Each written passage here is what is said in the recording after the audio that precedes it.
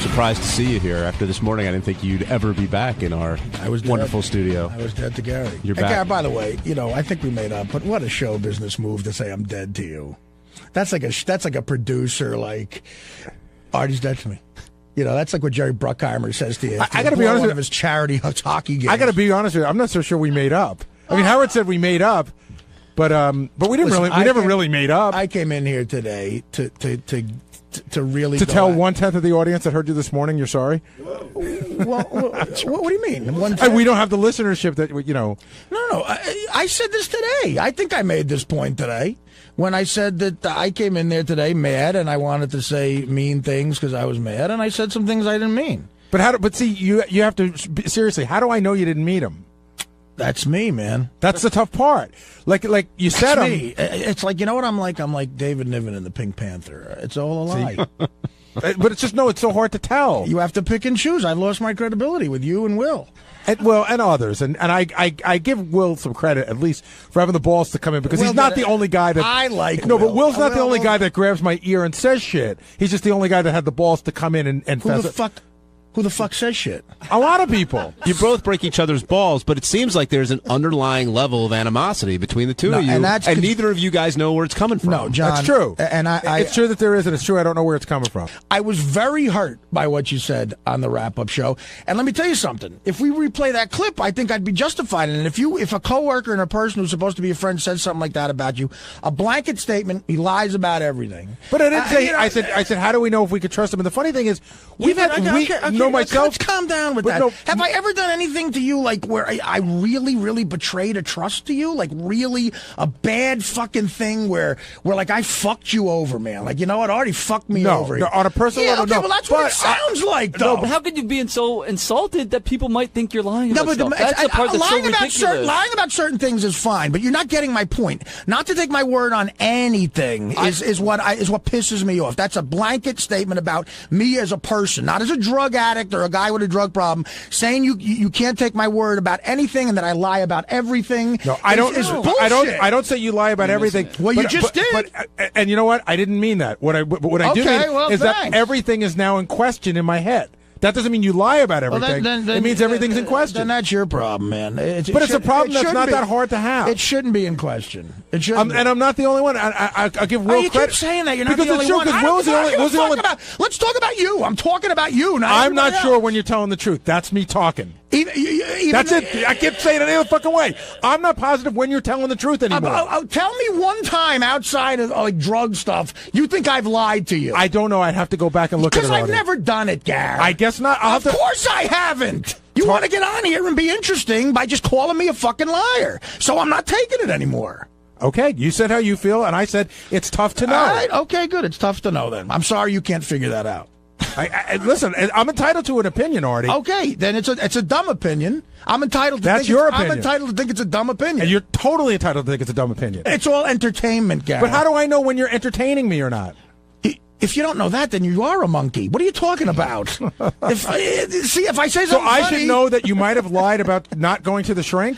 No, Gary, you're picking and choosing what you think is a lie and what you don't think is a lie. If you're going to admit that sometimes while I'm on the air in that forum, I'm trying to be funny, you can't take anything I say as gospel. And to be offended by it is stupid. If I come to you off the air and say something to you that's a direct lie that really betrays you, then that's a different story. And that's never happened. If you're fucking Ellen DeGeneres or Jay Leno, and there's a guy that writes jokes that get laughs every fucking time, but he's always an hour late. Sometimes he falls asleep. Blah, blah, blah. But there's another guy who's on time every day, who looks neat and never has a problem or a drink in his life, and everything sucks. Who are you keeping at hiring time? I don't know, because I've never been in that situation till now. If you don't know the answer to that, Gary, then you're a dumbass, stupid motherfucker. Thank you. You keep the guy who writes sucky jokes? Don't name call, because this is... No, let him name call. This is how he feels. There's a disconnect because you have been in that position. The man standing next to you is late a lot, and he works for you, and you haven't fired him. Why? We threatened to fire him, but you haven't fired him. It was very close. Do you feel any better after that conversation, Gary? I feel physically exhausted, and I felt that way after this morning. It's physically exhausting, even though it's only words. I don't know. I mean, Artie and I came to sort of, I guess, an uneasy truce. But if Artie wasn't here, I would have come in and I would have said, Is Artie dead to me? Well, of course not. I got to deal with Artie all the time, but I don't know that we fully made up. Howard said we made up this morning. What I hope will happen is we'll just, try to start over again. Artie claimed on the wrap-up show, I just heard this clip, they played you and Gary, I guess, fought for like an hour. Oh, my God. I heard there was more fighting. Yeah. Two battling bruisers. And, there wasn't even a commercial. You're kidding. I don't think so. Not for like 50 minutes. They went at it pretty good. It was very compelling.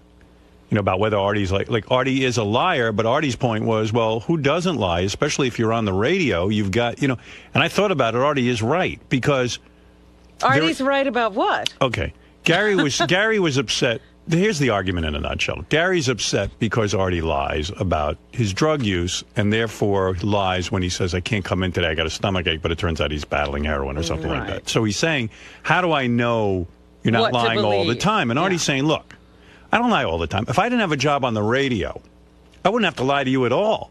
The fact of the matter is that when you're on the radio, and I know I've been in this position, you got kids, Artie's got a mother and a sister, and you're trying to convince them you're going to shrink and all this, and they think that you are going to a shrink, and that seems to give them some comfort. So then he gets on the radio and he goes, well, I can't tell everyone I'm not going to the shrink because then my mom's going to find out about it and it's going to wreck fucking my life. It's sort of like the Bill Clinton lie about not having sex with Monica Lewinsky. You can't tell everybody because Hillary will hear. Right. So, but Gary said, look, Artie, it's my prerogative to feel shitty that you lie to me. He goes, but Artie goes, but you lie to everyone too. Everyone lies on the air. It's like there are times you just have to. And so, if they went round and round. But anyway, in the midst of this whole, hostility thing that these guys were going through. This was a hostile argument. And Artie's a dirty fighter. Sometimes he called, a couple of times you have no brains and you're a monkey. Artie's very street. Yeah. That's one thing about Artie. Artie gets really down in the dirt. If you get into a fight with Artie, he's going to pull out all the stops. And he's going to bite you. I thought about this. Gary was more of a gentleman. Right. Artie's the kind of, I see why his relationships fail. Yeah.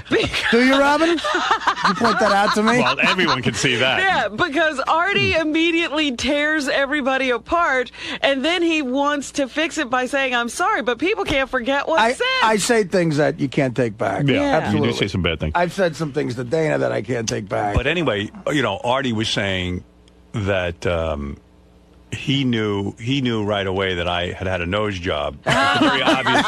Wow. And that everyone, in other words, how I goof on Gary about his caps because we all knew. That wasn't me trying to say it's not as serious as what I'm lying about. But for years, people would ask and you would say no on the radio because you had your reasons for lying about it. Of course. So waiting to get us to reveal ridiculous things so he could say I have a nose job. I agree that everyone on the, you see, look. And 99.9% of the stuff I've lied about is drug-related, and it's all been on the air. It's like, how can you say any different? I tried to explain it to Gary afterwards. I said, Gary, the fact is that when you're on the air, and I've made the best attempt I can at being one of the most honest broadcasters in the country, but there have been times, in order to protect some people in my family and things, I haven't, I've been less than honest. Because you're on the air, it's a touchy situation, and you do have kids, and you do have situations where other people have not agreed to be so revealing. Yeah, definitely. So when someone asks you a question and involves someone else, you're like, how do I be honest here? And so you can't be 100% honest on the air unless you're insane. And in terms of disrespecting the show, I love the show so much, which is why eventually I come clean because I think that would be fascinating to people. I didn't have to sit here and say I bought piss. I didn't have to say I did shit my pants doing coke in a pig costume. So where do you and Gary stand? I do that because I think it'd be compelling for the show. Where do you and Gary stand? Well, I called Gary Friday. Oh, did you? Because I did. I felt bad and it got heated. It did, and we had a good conversation. And look, I apologized to him, and I even said there's no need for you to apologize to me. Do you think nice that's talk. the end of it? I hope it is, Robin. I don't know. I'm in a bad way lately. I had an issue happen personally that was kind of shitty, and when this weekend? Last week, and I don't know. Lately, getting out of bed, the depression has been fucking. I've had what I call 2 great depressions in my life. Where are you in one of them now? It feels like I'm going into one where I might have to get some medication again because I just can't get out of bed. It's like a wet fucking blanket. It's just bad bad depression, like all the symptoms I used to have. Really? So yeah, you like seem so depressed right now. Well, he's working now. I could. I've worked through the other ones too, but I don't know. I just really felt. You ever been diagnosed like as a bipolar or whatever they call it? Bipolar is a word that's been used, but so why don't you go on meds and then if I could tell that he was on for a while and he got better. Yeah, they're leaving you out. I took Paxil for a while, and I'll tell you, I got straight on that, and then I stopped taking it, and I was fine for years. I mean, it's like, it's that great Onion joke, depression hits losers the worst. That was a big headline back several years ago. I mean, that's just the best joke ever. And it's true, when stuff, look, my career's going great, but there's other things in my life that isn't, and I'm depressed about it. I mean, it's like, if I was, Jim Dandy with everything, I think I'd be depressed. Yeah, maybe you just suffer from depression. Shit happens, and you get depressed about it, Well, hey, sorry to hear you're going through that. But I'm all right. I'm here. You look good to me. I think me and Gary, agreed to a truce, I think. I call Will, too. I call John Hine, because John Hine got hit with some residual shit. Really? He hit everybody. He only got splashed, though. No, I just said I fucked on the wrap-up show, and I don't think John likes that, Yeah, you said you don't like the wrap-up show. You said it's clearly a bad broadcast. Clearly, I love it. I'm always listening to it. Would it be fair to say your professional life is annoying and your personal life is a 2? It's all annoying. Annoying. Everything's annoying. It's right. Annoying. I forgot about that. Yeah, my personal life is a 1, I think. Let's see. Yeah, well, there's a ton of email about this. I'm sure. Some attacking Artie, some attacking Gary, some attacking me for not sticking up for Gary, calling me a pussy because you let Artie walk all over Gary. Oh. Listen, these two guys had an argument. I told you where I stood on it. Gary has a problem with Artie. I don't. And even Artie said on the wrap-up show, if Howard has a problem, he'll come to me. But I don't. Artie said Howard thinks it's funny when I fall asleep. Gary and Artie, how did the falling asleep come into it? Everything got dragged. Oh, wow. I mean, Gary said to me... This guy says, Howard, you pussy, you let Artie walk all over Gary while you sat there like a pussy. Tell it like it is. Don't you agree Artie is a liar? I agree that we all lie. Why don't... But when two staff members argue, Howard always lets it go. I mean, it's funny. If I interrupted that, I would have gotten such shit email like, why can't you let anybody argue? Right. Yeah, why do you have to make it about you? You're always going to get shit. Right. What did you say that, I mean, listen, Artie and I definitely have issues with each other, but Artie's the one who brought it up the other day. In other words, I wasn't looking to pick a fight with Artie. Right. He was mad at something I said. Well, no, you were on the wrap-up show and you had said that Artie is a liar and that it really bothers you and you don't trust Artie about anything anymore. So Artie confronted you about it. He said he was sick of it and he didn't like what you were saying about him on the wrap-up show. And that's what started it, and I listened. But when I listen, people get mad at me, and sometimes when I jump in, people get mad at me. I can't win. Right.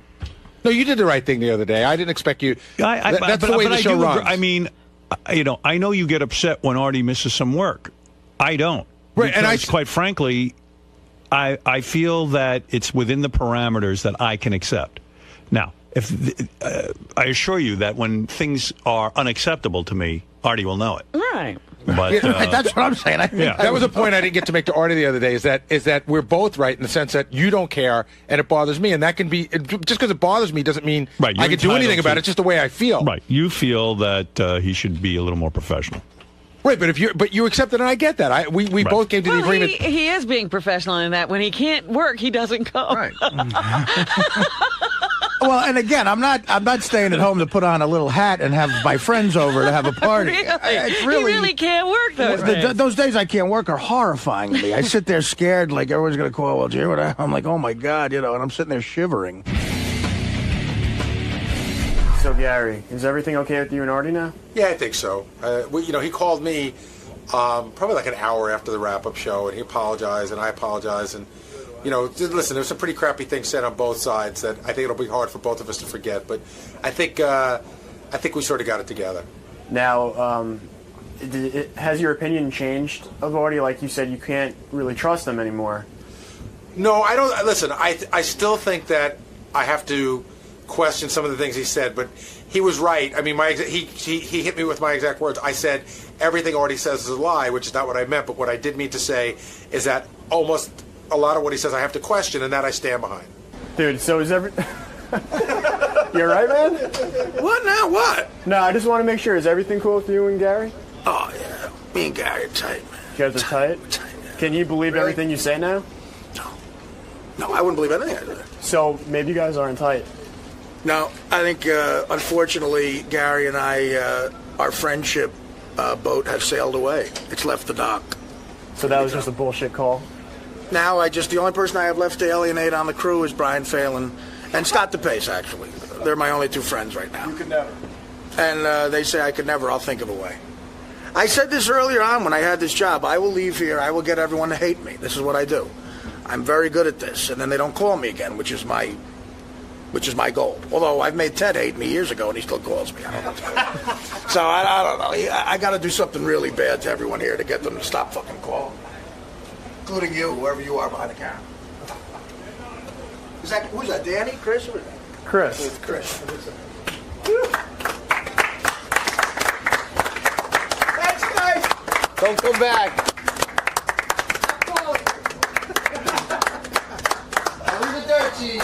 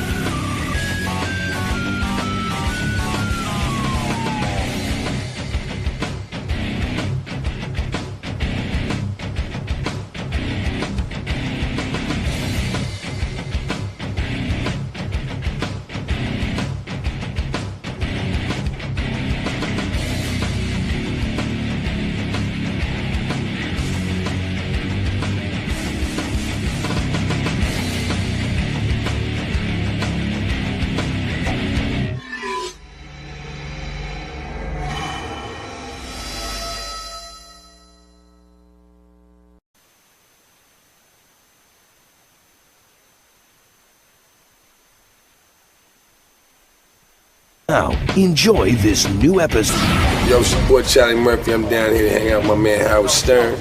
We're going to go, talk about my upcoming show this Saturday at the Nokia Theater. If you're in town, you better come check it. Get your laugh on. It's me. I got my Road Dog Freeze Love. We've been putting it down all over the country, all outside the country. And now we back here in New York where it all goes down. Don't miss it. Well, we also going to talk about some movies I got coming out. I got Bar Stars coming out June 30th on DVD, and I also have coming out in theaters in the fall, The Hustle. So we got a lot to kick it about. Probably going to talk about some of my old gangster exploits. We won't go too far with that. We're going to do, all right, man, have fun, gangster. Someone tell me Charlie used to be on that Dave Chappelle show? Yeah. He hasn't spoken to Dave Chappelle since that show went off the air. Really? I don't think anybody has. I think Chappelle had a complete meltdown. Yeah. He just said, fuck everything. Hey now, Charlie. Hello. What do you say? Charlie, good seeing you. We can have 5. How you doing? You got to get Give me more than 5, brother. What's the matter with you? Roosevelt. Good man. Yeah. The Roosevelt hand. Roosevelt forever. Forever. Let's hope it's not forever. Yeah, stay out of there. Yeah, let's stay out of there forever. You never go back to Roosevelt, do you? No, I don't go back to Roosevelt no more. Roosevelt is where Charlie's from and I'm from. Yeah. I don't go out there, And my kids are all grown, and there's no reason to go there. Yeah. I don't. The people that are there now, I don't really know them. Hell no. I don't want to know those people out there. Dr. J is from there. Who else? Dr. J don't go to Roosevelt. No, in fact, he lies. He admit that he was from there. He says he's from Freeport. He says he's from Freeport. Yeah, he thinks that's cool. Who else? He has his own basketball court in Roosevelt, too, dedicated to Dr. J at Roosevelt Park. Flavor Flav is from there. He don't go to Roosevelt. No. Although they caught him a couple of years ago running around Roosevelt, Flavor Flav. But now he's too big. He's too big now. Now he's got stuff going on. Yeah. I was just saying how you still haven't spoken to Dave Chappelle since the end of that show. Well, actually, I have spoke to Dave a few times, but in the last, I would say, 3.5 years, I don't think anyone. What? My speculation is Dave had a complete nervous breakdown. Well, I don't speculate on it, whatever it was, What? Come on. What do you mean you don't speculate? That was a major thing for your career to be on the Dave Chappelle show. It was very major, but, whatever's going on with him must be obviously it's something that he doesn't want to discuss with the public. So he doesn't even want to discuss it with you. Yeah. You're not the public. You're not the public. But I have access. Maybe he looks at it like, what if I tell him and then, all of a sudden his career ain't going good. He needs something to spark it off. Now he's on TV spouting off about my problem, or whatever it may be. You know, so right. So nobody knows what it is. There's no trust between you and Dave. I'm saying that whatever's going on must be bigger than, you know. What do you think's going on? Give me a guess. What do you think's going on? I don't know, man. I don't know what it is. But guy's on top of the world. He has a hit show, making money. Yeah. Everybody wants him. The guy's a performer. This is what you work your whole life for if you're a performer. Yeah. I mean, but, you know, I don't know. I have no explanation for, you know, where he's at right now. It's strange to me. Maybe it's something really weird. Anyone else, but maybe he wants to become. Maybe he wants to become a woman or something like really weird. Like he's got a real secret. Like in 5 years, there's gonna be a new female comic that's real funny. Yeah, Davina. No, we're not going that far. Wouldn't that be weird? And then there'll be a big scandal. Guess who Davina is? Wonder what he does all day, Chappelle. Well, he does a lot of stand-up. What he does? Yeah, I think he does a lot of stand-up. From what I hear. That's the point I'm trying to make, man. I don't see him out there. I don't think he's doing a lot of stand-up. Me neither. I always hear stories about how he's doing 7 hours on stage. That was almost a year ago that happened. Yeah. You know, These are stories, my friend. Hey, listen. You don't see him. He's you become just hear. legend. Now they make up stories. Well, I think he's going to be like the Boris Spassky. You think he gets up?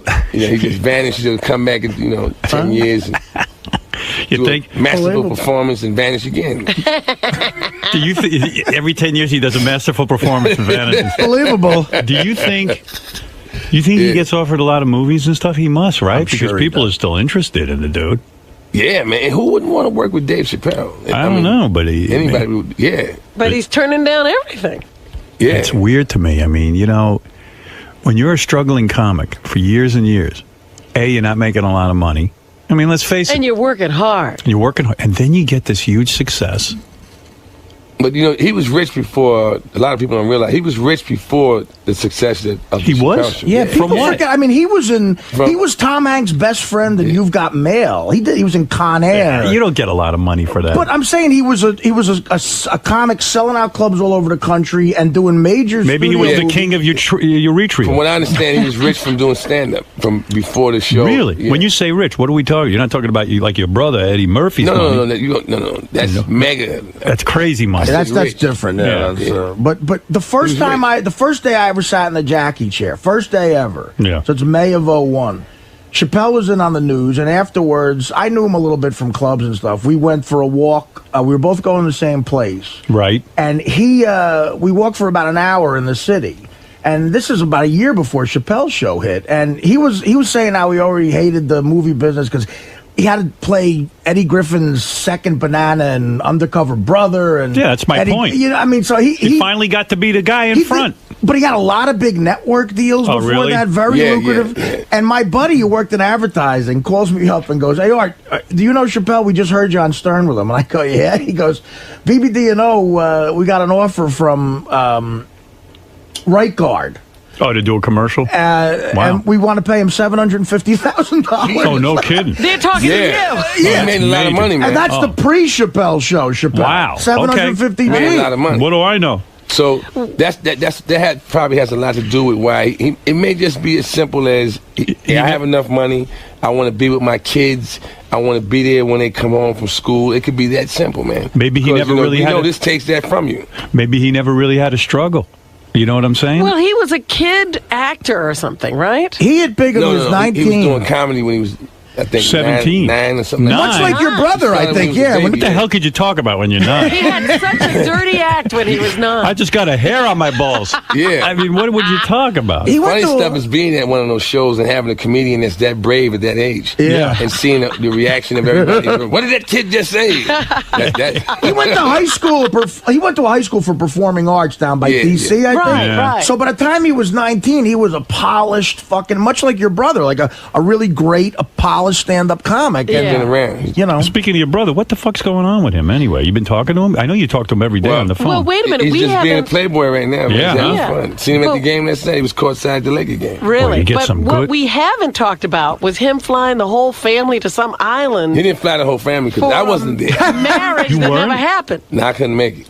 So, but you were invited. I was invited, but I couldn't make it. It wasn't going to make sense for me, with my schedule to fly halfway around the world for one day. One day. Why doesn't he put everyone up for a week? No, I'm saying for me, because I had other obligations. It would have worked out where you're there for one day and then you fly back, you're jet lagged out. Then he married that broad, and then 2 weeks later he was divorced. No, they never got married. They never got married. I thought they had gotten married. They had a ceremony, but they said it wasn't real. He got married, Howard, but it was not legal in this country. Yeah, but why would you have a ceremony? Why would you go through the It was a Fantasy Island wedding.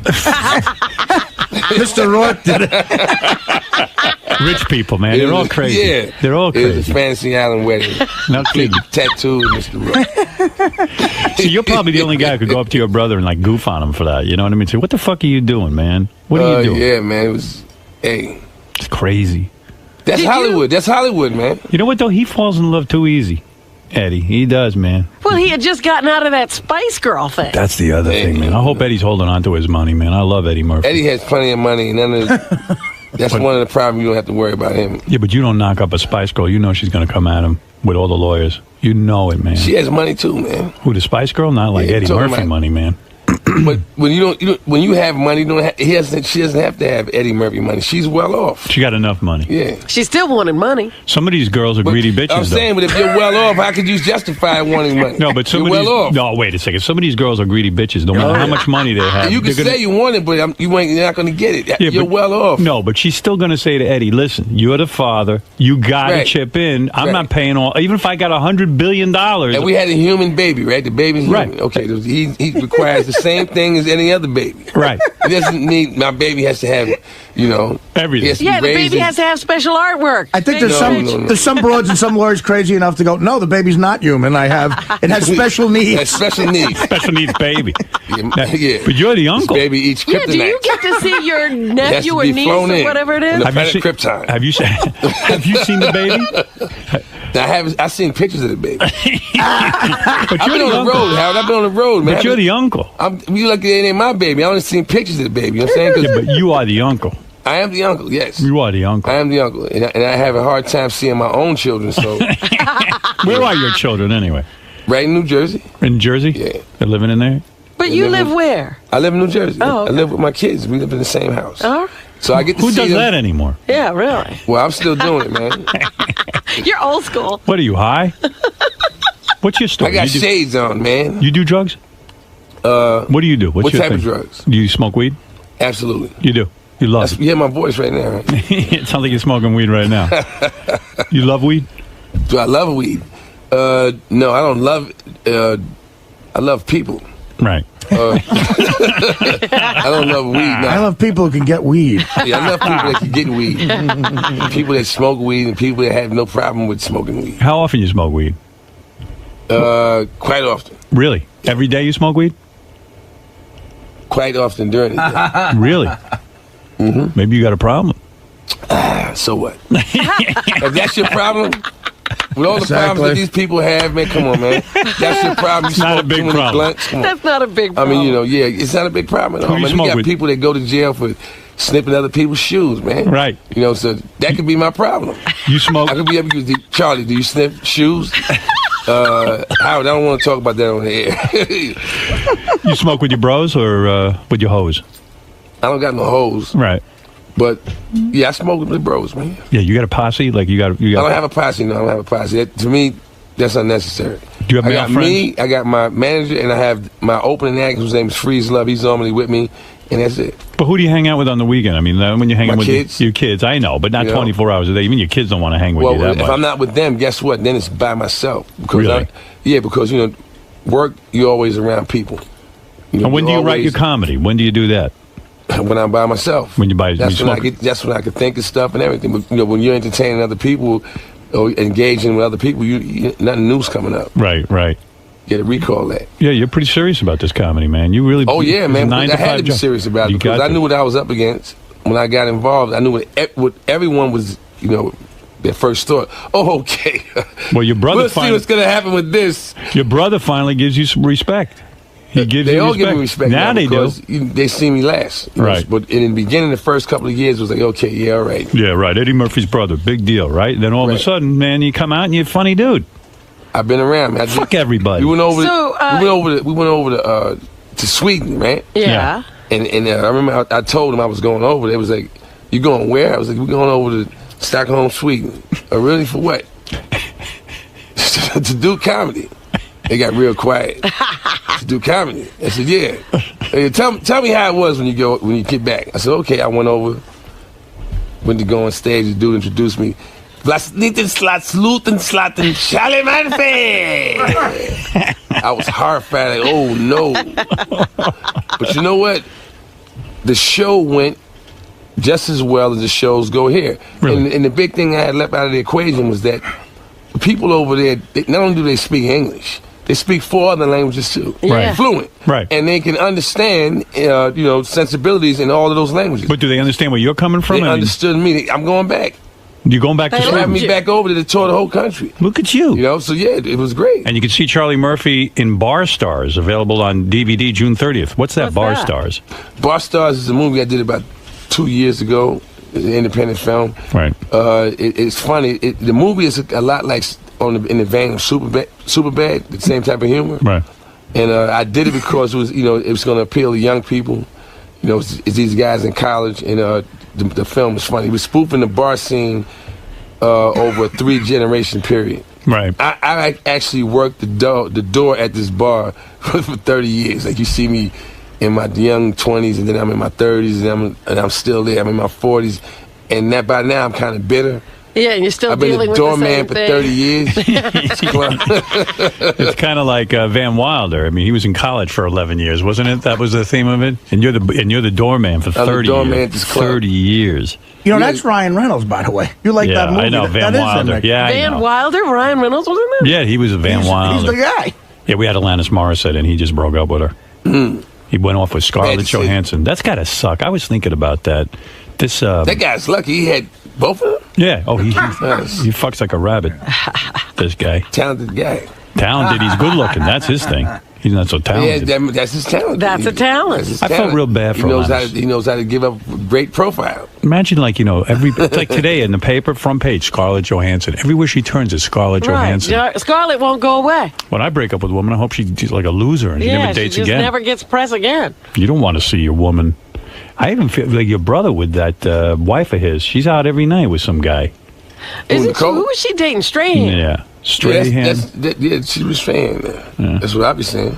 I'll tell you, if I was single, I'd date her myself. She's got a lot of money. She got Eddie Murphy money. And she's good looking. Except she got kids. No comment. Yeah, it's a weird scene, huh? But look at you all straightened out. No comment. No comment. Well, you can't hang out with Eddie now because he's all single. Right. Why not? You should date her. I'm a grown man. I can hang out with anybody I want. You should date Eddie's ex-wife. That would be the greatest thing ever. Nah. That's like Michael Jackson kind of family. Did you get some of that? You heard about that? Yeah. Yeah, What's going on with Michael Jackson? Well, the family. They got two of the family members. What is it? Jermaine and Randy one. Got a baby with the same one. One was married. Can you Jermaine imagine? just got divorced from her. Can you imagine if you said to your brother, "Listen, I'm dating your ex-wife." Your brother would I would get stolen on, man. That's how it goes down. That's crazy. Bananas. That's bananas. That's no. Although you'd have Eddie Murphy money. That's bananas. I wouldn't want that kind. That's bloody money, man. You got your own money now. That's bananas. You goddamn right. Look at you, man. We don't get down like that. Yeah, you're doing good. So who you voting for? I'm doing the best I can. Who you supporting for the? I hear you're a McCain guy. A McCain guy? Yeah. I'm gonna tell you something about McCain. Uh-oh. I got a lot of respect for McCain because McCain is a warrior, and that's to me the most masculine form of a man can have. It's the most masculine you can be. He flies fighter planes and all this other stuff. Fucking guy went to Vietnam and lived in a tiger cage for 5 years. He was a good-looking guy, right? Too. And that's why I'm scared of him now because he still remembers all of that stuff. He's still angry. That's why he talks like this. Yes, and then I'm going to. Doesn't he sound like an angry Clint Eastwood? And don't you figure something happened? You in a tiger cage for 5 years. In a tiger cage eating pumpkin soup for 5 years. Pumpkin soup. Yeah. Not what he ate? That's shitty soup. Pumpkin soup for 5 years in a tiger cage. And I let you out. And you talking like this. Okay. So I take it. We're going to straighten this out in a little while. We're going back into NAM. Yeah. You think if McCain gets elected, he'll go back to NAM and straighten things out? Possibility, man. It's a possibility to go back to NAM. So I take it you're for Barack Obama. Oh, I'm going with Barack, yeah. Did you ever think in your lifetime, now you're a guy who grew up in a bad neighborhood, just like me. Did you, as black men... Did I ever think that there would be a black man in the position that he's in right now? Yeah. Did you ever think? In my lifetime, no, I didn't. Never. But I'm going to tell you something. From the moment he came, I met Barack Obama at the airport once. Yeah. And he's very personable. Like, when you meet him, you like him. Yeah. Immediately. Right. And when he showed on the scene... And he gave his message. To me, what he was saying makes total sense. If you're the guy that's talking about, because that was one of the beefs I had with all the presidents. Right. You're one of the guys that's talking about. I'm going to do something that's going to actually help you individually. Right. It's going to touch you personally. Yeah, that's the guy that. Yeah, nobody ever came to me. Nobody ever had a message that added up to that. For me. How is he going to help us personally, though? Well, I don't he's understand. talking about doing things. What's he going to do? To reinvest in the infrastructure of America rather than to be reinvesting into the infrastructure of Iraq. And that's going to help Instead you? of building roads, yeah, it's going to help me. I thought he was going to buy a joke from you or something. Well, now I'm talking. He's talking about upgrading the school system here. That's going to help me. Of course. You know what I'm saying? Yes. So yeah, those are the things I want. I'm interested in. I'm not. But do you really think of him as black? I mean, I think of him as white. I don't think of him as black. I think of him as green. I think of him as white. Green, man. He's green. He got a white mommy. He has a white mother and a black father. That's what I'm saying. But the black father didn't raise him. In Roosevelt, we used to goof on guys like that. We would call them, white people. Quite frankly, like I said, he grew up in Hawaii. They used to call him Zebra. There was Zebra. There were no brothers in Hawaii to help him out, trying to figure out what was going on. I think maybe that was a good thing, though. He grew up in Hawaii. The fact that he was raised the way he was raised was a good thing because some of the things that he may have picked up may have held him back. When he'd not knowing when to shut up or don't take it there. Don't take it there because now you sound like this one. Right. He never came with he never came off as a radical. He just came off as a dude that was coming with a message that was about everybody. But don't you find he's studying black now? Like he's trying to learn. Well, he became black as an adult. Yeah. That's what I'm saying. He's trying to catch up. He didn't even know what one church thing about to being join. black he hired that Reverend Jeremiah White to turn him more black. Well, one thing about being black is inescapable. You're black, and everybody around you will let you know. Right. If you don't know it, somebody just ask anybody within 6 arms reach. What color am I? And they'll tell you. Well, now that he's the Democratic nominee, white people are saying he's not black. Right. I say he's a white. We still do not have a black nominee. We have a white nominee. Well, that's a white man. He's as white as white could be. He's hardly black. People think they got a black president. That's not a black president. Never going to have a black president. You give Charlie Murphy the presidency, you'll have a black president. You'll have a black president. Right. That's what I'm waiting for. President Darkness. So, what the hell was that? Did you hear that? Meanwhile, we are having such phone problems. That's why I haven't picked up a phone call. If anybody's out there calling in, the phones are completely knocked out. Really? From the weather or something. Oh, yeah. When I was coming in, I noticed a couple of trees that fell on people's houses. Yeah. Yeah, that's bad news. Yeah. But if you're waiting for a black president, you got to get President Wesley Snipes. Now, that's a black guy. President Wesley Snipes. You're not kidding. You think about What about that? What about he's going to go to jail? Yeah. Yeah, but I'm going to tell you something, man. What do you think about that? That's not as scary as some of these other people that's going to jail. At least Wesley can fight. Right. Wesley knows how to handle himself. You think some other dudes going to jail, you got to be kind of worried for them. And that is, Wesley Snipes is Blade, man. They don't even worry about it. You're not kidding. But is that Hollywood fighting or is that real fighting? Oh, he knows how to fight. Yeah, Wesley can really fight. You know him? Yeah. Compared to Wesley, you're white. I don't even think of you as a black man. No. That's absolutely not. I'm not white. You're very white compared to Wesley. Go downstairs. I'm telling you how. All we have to do is we'll walk downstairs and I'll just stick my hand out and grab anybody and say, "What color? What color am I?" Wesley is the blackest black man I ever met.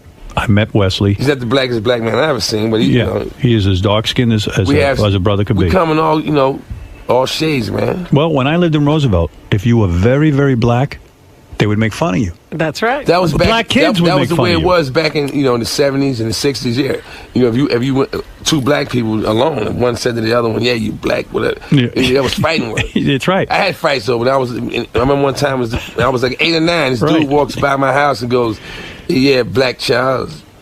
I said, "Yeah, Black Wayne." He said, "What'd you call me?" This is two black kids, man. Right. I said, "I called you Black Wayne." And then we started fighting. Over who was blacker. See, you have to. That was all rooted in ignorance. As you grow up, and you become aware of who you are. In my neighborhood, if you were a dark-skinned, that's right. If you were a dark-skinned black man, you took a lot of shit. But you took it on either end. Let me tell you something. Even now, if you grew up in a Jewish neighborhood, you don't know nothing about being black. Like, I'll give you an example. Barack Obama had the exact same message. Right. But he had my complexion. Oh. Nobody would have heard the message. That's right. That's what I'm telling you. They could have never got past, hey, this guy's blue-black. They could have never got past that. And that's what, in essence, he's healing, is that ignorant way of thinking, because, anywhere you go in the world, no matter what kind of person you're going to hold up and say, they represent a race or whatever, you can go find an example of that person that is doing whatever you think is high-tech. So you're saying he has benefited from being a light-skinned black man. No, I'm he was as black as you were. I'm saying that it's good that he's because of him, maybe one day somebody that's darker than him can do the same thing that he did. He's so concerned about getting darker. He's been putting on sunscreen. They call it Barack Obama. One of those big floppy hats. Had him in a big floppy hat. Yeah, sunscreen and big floppy hat. If he gets any blacker, he could lose the whole thing. He cannot afford to tan. He had one of those big, he looked like a plantation hat. A beekeeper's hat. He had a beekeeper's helmet. I just want to say, too, my point, what I was saying about Barack is that I look at it like this, man. America is composed is a melting pot, and it has everybody here. Everyone's So here. I would like to see everybody get a chance to drive in a car. Not just Barack, but everybody. Next thing you know, I think every race has somebody. You'll want an Asian president. Yeah, what are you saying? Why not? Asians live here. All right. You know what? Why not? Why not have a president? Why not a female? All of that. Why not? I'll have a black president, but not an Asian. It should always be about who's going to put it together and make everybody. We almost had a broad running things. Look at the bullet we ducked there. Jesus Christ! Oh my God! Could you fucking imagine? I felt bad for Hillary Clinton because before Bill Clinton used to be an honorary black man, and now the election happens. And it's this whole nomination process, and even the black guys are going, Bill Clinton's a fucking racist. Everybody turned on the guy. Am I right or am I wrong? In a way, he did show his hand kind of negative, You think so? See, I told you. I don't feel that way. I feel you weren't listening to what he said. He was an honorary black man. No, but he was doing little things like going, be sure you know what you're doing now. I mean, you're going to have to live with the decision you make. You feel when I see you saying stuff like that, putting it that way, like, what do you... It's like you're talking to one of your kids going... Are you sure you want to marry that guy? And when you're doing it like that, wait a second. When you're running for election, you have to say you better be careful about your decision. When you're running for election, you have to go for blood. I understand that. But I think you're being a little sensitive here. No, he said other things. Look, I'm as black as you are, and I know what I'm talking about. You know what Barack should do? He should hire a real black guy to stand next to him so he always looks white. Like Yaphet Kotto should be. Barack is a real, trust me, he's a real black guy. Whether I'm sure he knows it, but I'm saying whoever out there doesn't think he is. Well, he's half white. No, we're trying to get him elected. Check on it. He's not black. Yeah, Charlie, listen to me. You're hurting the man's candidacy. I don't think that his color is going to really play or prevent him from becoming president. I'm looking at him and going, what we're looking at is some dynamic energy here, because him becoming president changes the whole. Now, let me ask you something. You're making a lot of money now. I know you're a millionaire. You're on your own. You get nothing to do with any brother. Well, that's why I'm endorsing Barack Obama. But let me ask you something. Now that you're a rich dude, you're going to get taxed like crazy with this Barack Obama. He's going to raise your taxes. Barack Obama was talking about, as far as what I understood him saying, was he's talking about corporate taxes. No, he's taxing everyone who makes more than anyone who makes more than $200,000 a year is rich to him. Yeah, well, then that's you. Let's put it in perspective. Go ahead. If my taxes are going to go up, okay, to help somebody who has nothing. All right. Okay. And you show me that this is what's really going down. It's not like you just taking my money. Aren't you paying enough taxes though? Can't they fucking spend this money properly? I'm living comfortably. You know what I'm saying? Yeah. I live comfortably. So I pay a lot of taxes, but then I live comfortably. How many houses you got now? Anybody, I have one. You have one house. Anybody that's rich, that they pay a lot of taxes, but they live And I look at their house. Their taxes are not preventing them from living in the house. That's true. So that's how you got to look at it. Well, all right, man. That's how I look at it. All right, we'll see what happens. I'm not arguing with you. Listen, we got to talk about the big show you're doing. The big show. Charlie's one funny dude. Mm-hmm. Guy knows what's going on. He's been observing life for a long time. Observing. He seems to know what's happening. You hear him on this show, he's funny. He's got a way of putting things. And I've also had some extreme experiences. Like what? What's the most extreme experience you ever had? This year? Yeah. Okay. I slept on a freeway in West Virginia. What do you mean? Why would you sleep on the freeway? Okay, let me explain how it happened. We did a college we did a show at Radford University. Right. There's only one road that goes, and I forgot whatever highway. There's only one highway that goes from Norfolk to Radford. And we go there and we do the show. We have a 4-hour ride back. 1 hour into the ride, in a pitch black West Virginian highway, all the traffic just comes to a dead halt. Right. And we sit there from 9 o'clock at night to 7 o'clock the next morning. Oh my God! Wow. The highway was closed. And I'm sitting in the car going, I've never heard of a freeway closing down. What's this about? Yeah. And then if the traffic finally opens up and they let everybody go and we get back to the hotel and then you turn the news on, and the reason why the freeway was closed was because they had a sniper. Oh. I know you had to hear about that on the news. Yes, I did. He shot 3 people. Wow. And we was in a big white Hummer limo, which would have been a perfect target, you know what I'm saying? Yeah, you got to shoot somebody. Shoot the guy in the limo. Shoot that limo. Right. But we ended up spending the night on the house. Do you get paranoid as a black man that they're closing down the freeway because you're on it? Do you ever I didn't know. No, especially in West Virginia, there was a hotbed of racism for a while. I don't get paranoid. I get stuff like that. You think there was a report? As long as there was a report, they saw a black man.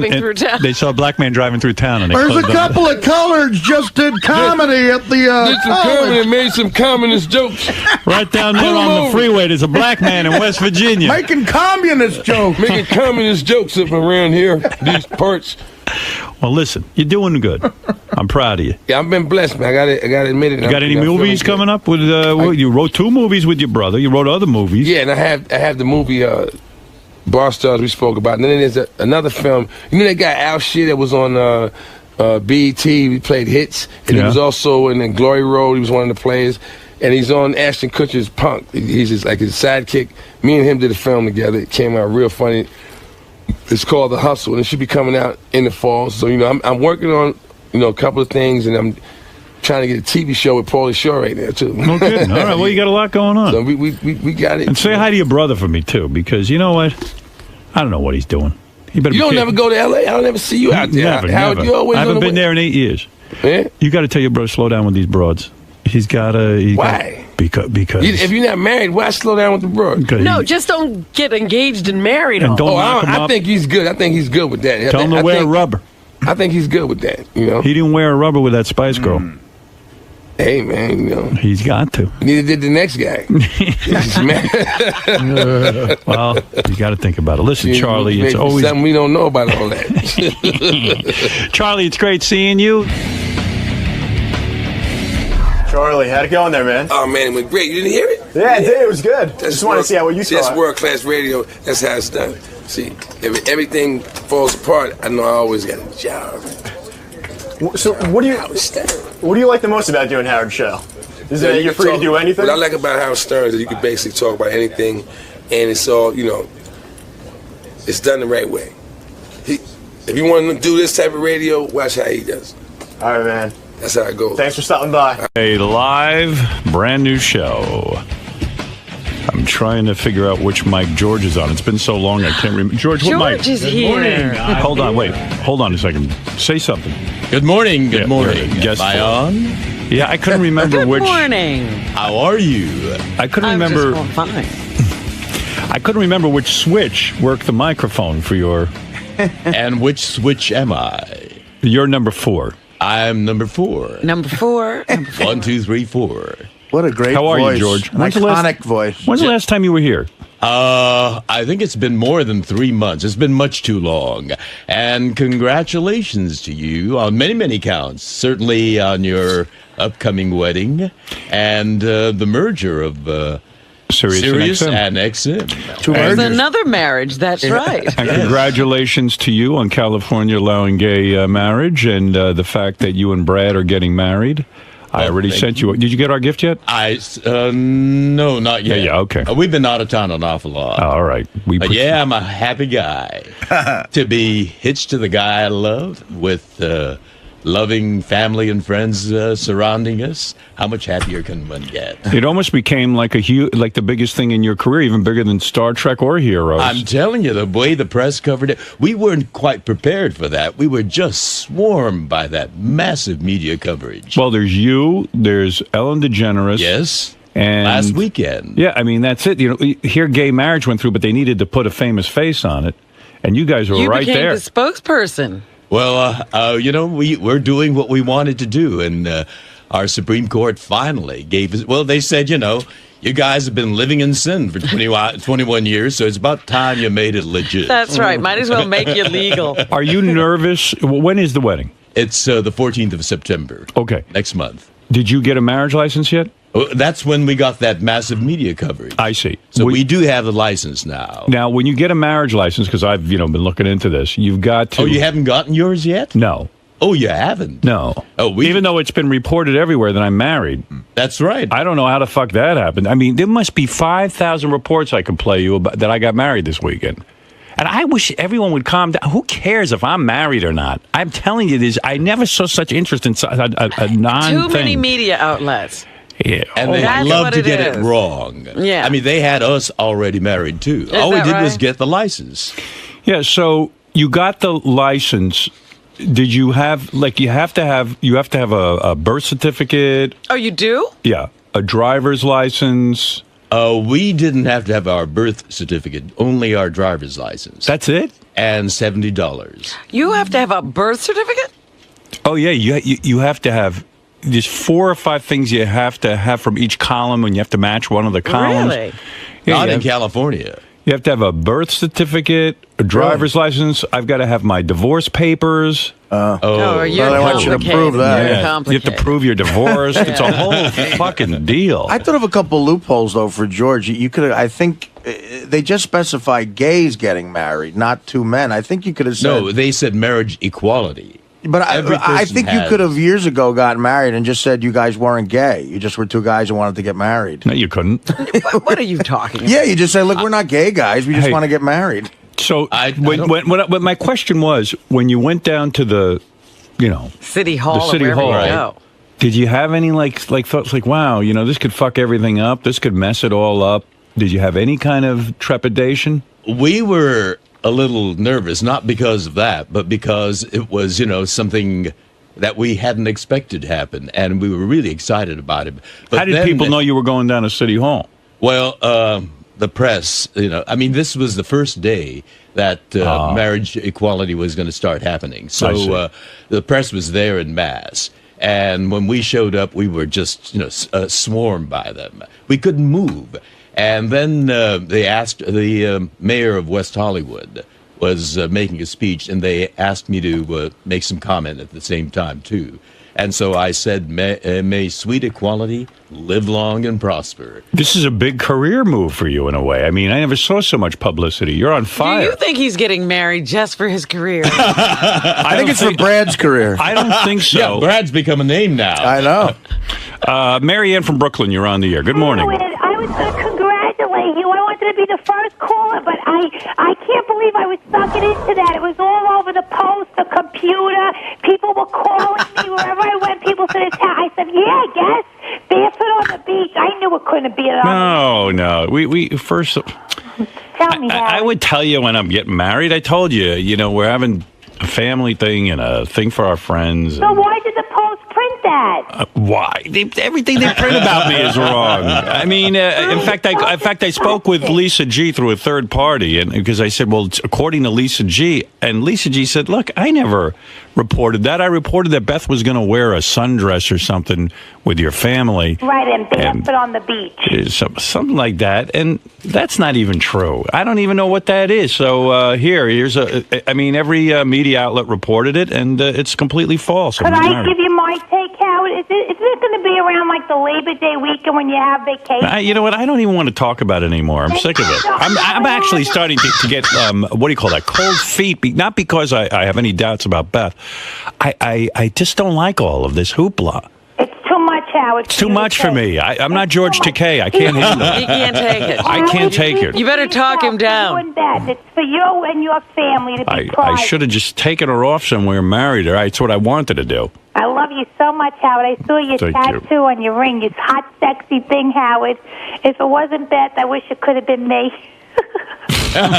No, you don't. Even Trust you me. laugh at that. I love you. You don't want me Howard. mounting you. Trust me, Marianne. I love you, All right, Howard. thank you very much. Congratulations. You have no anyway. idea what it's like when I mount a woman.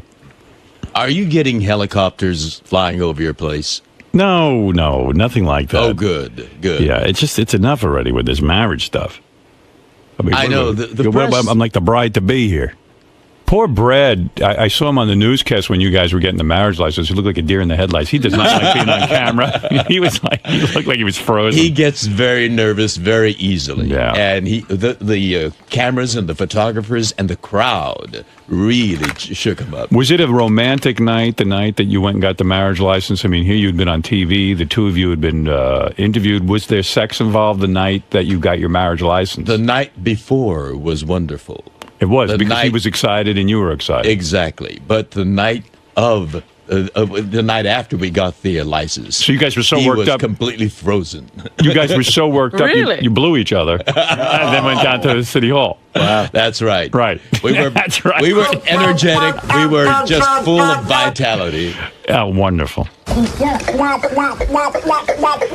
Let's go down and get the license. Oh. It was a happy occasion. Why not celebrate? Getting the license. Now, in a situation like that, do you switch off positions? I mean, of course. Like, who gets it? Or... You don't have to be gross. Come on. That's very We're personal. all thinking it. You brought it up. 69. Well, you two blew each other and went down. I'm sorry. I'm sorry to get gross. Listen, George is not only in a gay marriage, he's in the gayest marriage. Well, I'm just curious. So you made love to Brad the night before you got your marriage license. And was it on a night you typically don't make love? Because I know you have set nights. Sunday. Right. Sunday's actually, it's the morning. Sunday morning. Is always. Always. No matter what. When you should be in church, you're fucking a guy. Well, I am in church. Sunday morning always, right? Sunday morning always. Right. And then this was not a Sunday, was it? No, it was I think it was a Monday. Monday. So Monday. So Sunday you had your normal sex. Right. And then Sunday night we did. And Sunday night you did because of Monday. So it was a double header. And Monday night, nothing happened. We were exhausted. Well, I could have gone. So you wanted to go Monday night is when you watch football. So why would you? Brad was all frozen up. He was so he was a nervous wreck. Right. Really? Yeah. I understand that. Is Because he first getting of all, cold feet? We're talking to George. No, Maybe because Brad is getting cold feet. No, because there's he's not used to all this attention. I mean, I understand. But they were at home. He was going down to City Hall, and reporters are going to cover this thing. And what about your penis? The one show, Good Morning America. I think it was Good Morning America. You guys were next to each other, and Brad, he was had a smile concreted to his face. Yes, right. That expression never changed. And he kept you guys did look like the happiest two people alive. We did feel which great. was nice. Brad looks like a guy who's not out of the closet and just got outed. He's just like, it's hard on Brad. It is hard. But you don't think this will have any deleterious effect? Deleterious? It's going to be a joyful thing. You don't see it changing at all when you say those vows and now you're committed to each other? Well, we've never gone there before, so we don't know what's going to happen. But I know, for me, it's going to be wonderful. Because we're going to have our family and friends. How many people are you inviting to the wedding? Well, we're getting married in the Democracy Forum of the Japanese American National Museum, and the capacity is 200. Right. And, we have a long, long list of dear friends. So we feel terrible that we couldn't invite them all. You guys are invited. But yes, I know that you have a show on Monday. We sent our regrets, but we did send a gift. Oh, bless your heart. We thank you so much. You're That's welcome. very thoughtful. Yes. We haven't seen it yet, but we appreciate it very much. It's very kind of you. And I Artie, made a donation. Yes, I know. You were so generous. Thank you. And that's very important what Artie did. Because what did he do? He gave a very generous donation to the Human Rights Campaign. Well, that's what it said. In the card, it said he could either send money or... In lieu of a gift, actually, which was very nice. It said you could donate to the Human Rights Campaign, and that's what I did. But Artie was on heroin at the time. I didn't mean to write that check. No, this was before heroin. Well, that was why the sum was so generous. By the way, George. Oh, is that why? No, I'm always generous, George. And the reason for that is, there's a ballot measure coming up in November in California. People who want to nullify the Supreme Court's ruling and take away our marriage. Oh, no. And Artie is helping us. You mean as soon as you get married, you could be nullified? Well, we're gonna fight it tooth and nail. Could you believe people are wasting their time trying to... Arnold Schwarzenegger, good for him, is on our side this time. Finally, he got on the right side. Well, remember on this show, you yelled at him and you told him off. And it obviously got through his head. I'm sorry I brought that name up. King of all blacks, you're on the air in Ingleside, New Jersey. Yes, Howard, I love you, man, but you're very complicated and confusing. I don't understand why if you have beautiful kids, I almost like a broken record, you have beautiful kids, why would you deny her of having kids? I don't understand. Well, I'm not denying her of anything because she's telling me she doesn't want kids. But she doesn't, trust me, I mean, she doesn't I said to her, I don't want to deny you anything, so if you want kids, I'm not the guy for you. I can't raise more children. Even my mother said to me, I understand totally. Yeah, but everybody understands but her. No, you're not hearing me. Why are you talking for Beth? Did she call you this morning? You're saying, Beth, you're making this like it's an argument or a hassle. She said to me, I don't want children. I never have. When I was a little girl, I never dreamt about having kids, and it's not my thing. Listen, my niece is married. She doesn't want kids. Robin's been in a relationship. She could have had kids. She doesn't want kids. There are people out there who don't want kids. My friends Will and Carrie are married. They don't want children. I could point out a lot of people who don't have children, King. And then a lot of people go, then why get married? And I go, well, as long as there's sex involved. That's still your decision. Right. It's nobody's business but yours. Okay. So you don't care about the resentment that her family's going to give you secretly. Well, I don't care about her family resenting me. I just care about her. It's still Beth's decision. They can't resent him. But can you have Beth come in and take the test? Yes, I will do that. Should I do that? I'll do that. Why would you do that? I mean, you got to trust. You have to trust your spouse. No, all right. Yeah, I won't do that. I trust my spouse. You better not. You better not. Where does it end? How many that you can make in a relationship? We'll have her in here every week. Beth said to me, if she feels like having kids, then she'll end the marriage. Right. Yeah, right. That's what she said. Yeah, right. Well, that's easier said. What do you mean, all right? Don't let love blind you. Listen, what she's saying is because I know how you might be. I perceive you as being kind of like subtly controlling a little bit, and like in the sense that she's going to say what she thinks you want to hear. Right. Well, maybe so. But let me tell him something. There are people who change their minds. That's one thing that can happen. She right now does not want to have children, and this is a fine relationship for her to be in. But there are also people who say, you know what, I want to be with this person so much, then I'll give up that dream because I want to be with them. Well, she's the first one. She told me last night she loves being with me. Right. As I was sitting there goofing on the Olympics. Well, obviously she loves being with you, and you love being with her, but she's still saying something that she thinks you want to hear. No, that's not necessarily the case. This is so silly. Just stop it. You think he doesn't even know her. Why are we listening to him? Let's say Beth and I broke up. You think Jillian Barbary would leave her husband for me? I think she would. Listen to the way she's carrying on. I think if I called her and said, look. I think the grant is only safe as long as you're hooked up. Yeah. Yeah, I really believe that. She told me she would have sex with me. She'd get rid of that tattoo in a minute. She came right up to me. She said, I'll have sex with you right now. Yeah. I think we do more for promoting her show, quite frankly. Maybe. We don't talk about her every day. Right. She lures us in. Johnny Frado. Hey, Johnny.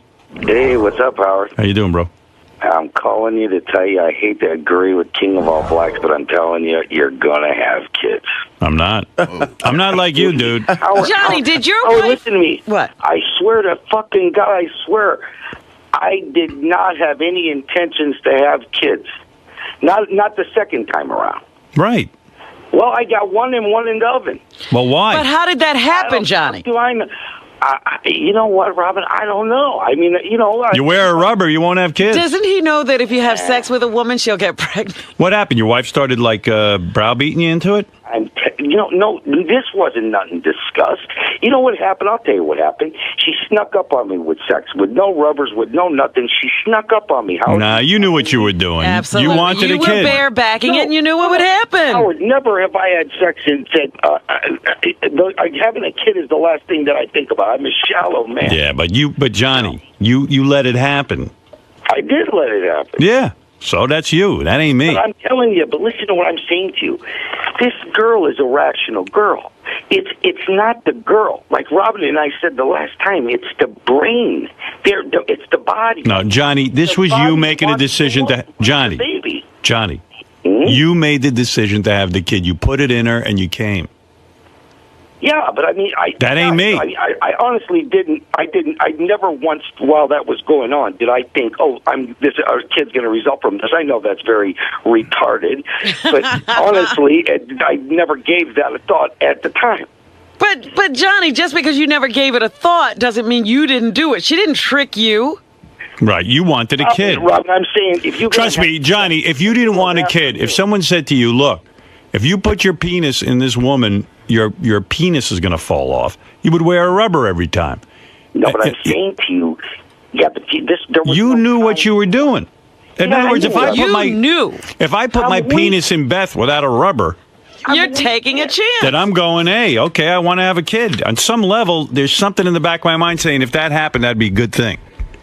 She wants a kid, I'm telling you right now. Well, you don't know this girl. No, because see the thing with the animals, like I told you, a long time ago, we had a dog, there was a dog, dog was the baby, everything was fine, ask her where the dog is now, dog's in Iowa. The dog got shipped out? Oh, the fucking dog, talk about and the motherfucker turned on me. Because he thought, she didn't want him no more. The dog was the baby. She bought clothes for the dog. The dog had little feeties and coats and sweaters and all kinds of stuff. And I thought, okay, this is perfect. We just keep dressing this dog up. It'll stay little. There's the play. All of a sudden, down the pike, here comes a baby. Now here comes another one. Wow. You know what I talk about every day? Baby names. No. That's all we talk about. And you hate kids. I do hate kids. That's the fucked up part of this whole deal. I know. You're not even happy with your kids. No, I'm not. No, they've been a big disappointment to you. I raise them bad. That's what the problem is. I raise them. You're not a good father, right? I'm a terrible father. Right. Well, I buy them a lot of shit and everything, but they want to talk to me and stuff like that. Yeah, what's up with that? I know. I'm in therapy. I had to learn how to talk to my kids. Buy him someone to talk to. Listening to all this. I'll tell the little kid, go talk to Johnny. He's closer to your age. You know what I mean? You have a lot more time. Poor Johnny. He likes you. Why, Johnny's in the room now playing. They fight over Guitar Hero. I had to go in there yesterday and tell him, okay, both of you motherfuckers, shut that thing off. Johnny's 29, he's 7. 29 and 7. That's an age spread. I'll tell you, Johnny, I don't know what... And play Guitar Hero. I don't know what you're doing with your life. I'm trying to figure it. I'm trying to save your life right now. Well, you are. I'm telling you. I'm not having kids. Beth, I'm telling you, Beth is. You can see just from pictures of her how she is a very. I'm telling you, it's coming. So then we shouldn't get married. No, but this is Johnny saying this. I know. Johnny's ruining it. Sure. Nail Jillian Barberie when she gets to the wedding, not before the wedding. Not after, before the wedding. Right. All right, listen. You get your revenge in advance. Johnny, I got to move on, but thank you for the call. You know, Howard, listening to this discussion, it makes me so grateful I'm gay. You're not kidding. It eliminates a lot. We can have sex and not have that anguish at all. I have a gay friend who once said to me, he goes, man, he goes, if I was heterosexual, things would be so much less complicated. I go, no, just the opposite. Really? Yeah. There are no accidents in gay sex. No. Anything goes. You'll be fine. No babies involved. It's the way God meant it to be. Well, I don't know about gay. that. Babies would be at our choice. That's right. That's what I'm saying. You can't accidentally do it. No. Will and Jason had a bachelor party over at Rick's Cabaret on Thursday at noon. Yeah. They say Sal goes over there for lunch every day. Like he's like a regular at Rick's Cabaret. That's where he has lunch? Well, they said he's so regular there. Like when he walks in, he's like, he'll walk up to a girl. Hi, how'd your engagement party go? Like he knows personal stuff about the girl. Right, Gary? Didn't you tell me like when Sal walks into Rick's Cabaret, they said he's like Norm from Cheers. Everybody knows him, and they said he walked up to a waitress and was asking her about her family vacation. Hi, Sal. He's her emotional friend. You go, hi. Gary said, like, he left the bachelor party. Sal was still there. Like, how many hours did Sal clock in? I didn't go to the bachelor party because I had my kids with me. So the bachelor party started a little bit after 12. I needed to call Sal. I called him at 6:20 on his cell phone. Nobody answered. I called him at home at 6:30. His wife answered. She said he was still at the bachelor party. And he called me back at 7:30. He goes, I just got on the train. So he'd been there for 7.5 hours. And I heard he told his wife the party started at 2, so he could squeak a few more hours out. Let me ask you something. True. Where were the bachelors by 7? They left at 4:30. Well, dude, what do you do there for 7.5 hours at Rick's? It's like anything else. When you're having fun, time just flies. Right. Yeah. You know, you didn't realize what time it was. No, I thought it was like 4 o'clock. I had no clue. Back in the old days, I used to do 7-8 hours at the strip club. Used to hang out. Sure, right. Isn't it wonderful? Yeah. Isn't it wonderful? But yeah, I don't know what I've only been to Rick's about 3 times for lunch, and when I go there, I'm very personable. It's important to be nice to people. And 3 times you know about a girl's family vacation? What do you go in the back room or? Where? No, I don't do that. You don't go in the back room? Can't afford it. Can't afford the back room? No. Yeah. But it's a good time. Do you have one girl that you're really into over there? No. You're into them all. You don't have a Rick's wife? No. When you're married, any girl is good. Right. Lisa G is here. Lisa G from Howard 100 News. What Lisa. a weekend. Yeah. Lisa, what's going on? Oh, I don't know where to start, Howard. There's so much stuff. You know, you talked about Jason and Will's bachelor party at Rick's Cabaret, but what you neglected to mention was that Ronnie the limo driver paid a dancer to give a lap dance to John Hine. Mm-hmm. Well, this dancer, Avalon, is now $20 richer without having to do the lap dance because John refused. Yeah, John's like way into his wife and no lap dance, no masturbating. He takes his marriage seriously. Yeah, he really does, and he's like, he never masturbates. He only has sex with her. I don't buy that. You know, Tom used to say that too. Remember, Tom Chiasano gave up masturbation because he thought it affected his marriage. You know, I think people are still afraid to admit they masturbate, and you know, like. You're telling me you think John Hine does it and doesn't say? I know he does it. Oh, okay.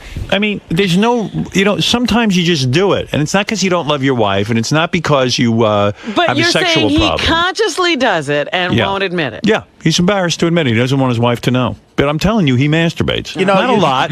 I mean, I jerk off, like, if Beth's out for the night and I got some porn. Like I told you, I watched Strap-on Sally the other night, and I'm not ashamed to admit it. And I had sex by myself. I think one of the major influences you've had on society, without question, this is all you, as far in my head, and it's a positive because it's more honest. Is being okay with admitting to masturbating, watching porn, like the small penis thing, like every guy, it's just liberating. Aren't doing it. Well, the fuck politicians, but I'm saying but guys in general. But it's right. It's odd now since Howard became sort of a big star that a guy isn't willing to admit that you masturbate, and John clearly is. I know a couple other guys who say I never masturbate. How's it true? It can't be. John loves this show. and I would assume would only be honest. Right. Now, some guys don't want to tell their wives that. You know, some guys don't want to admit it. You know, even all the years I was married, like I'd come on the air and talk about jerking off, and then, you know, even my wife would say to me, "Gee, did you really jerk off?" And I'd go, "No." Oh, you wouldn't admit it at home. I wouldn't admit it to her. And like, you know, and like I decided now in my new relationship, I'm honest. I tell Beth, I beat off. I beat off. Yeah. I did. You were out, and I beat off to Strap-On Sally. Creates you even admit that it's to Strap-On Sally. And she goes, "I want to see Strap-On Sally," and I said, "No, because you're going to think I'm disgusting." I mean, really. And, you know, because I know she's going to be like, "Oh, those girls are so gross." Meanwhile, it's Carmen Levana and all these girls, and they're hot. That's nice of her, because maybe she wants to watch it to see what turns you on. We are shocked at what you think is hot. I know. You guys don't get it. They just don't get it. But Chicks anyway, say when you like a filthy broad. Right. Like a... but everyone masturbates, and everyone has sexual needs. John, get in here and defend yourself. Hey, Robin, What? like you masturbate now that Jimmy's not with you, right? Well, I masturbated during. You did? Even Lisa G masturbates, right, Lisa? Not now. No? Why? Just, I don't know. I think it's a phase I'm going through. See, I don't believe that. You're John, abstaining from pleasuring yourself. And John, I believe that you turned down the dance, and that's great, but I do believe you masturbate, and I think you're embarrassed to admit it. Why? I don't know. Because you are.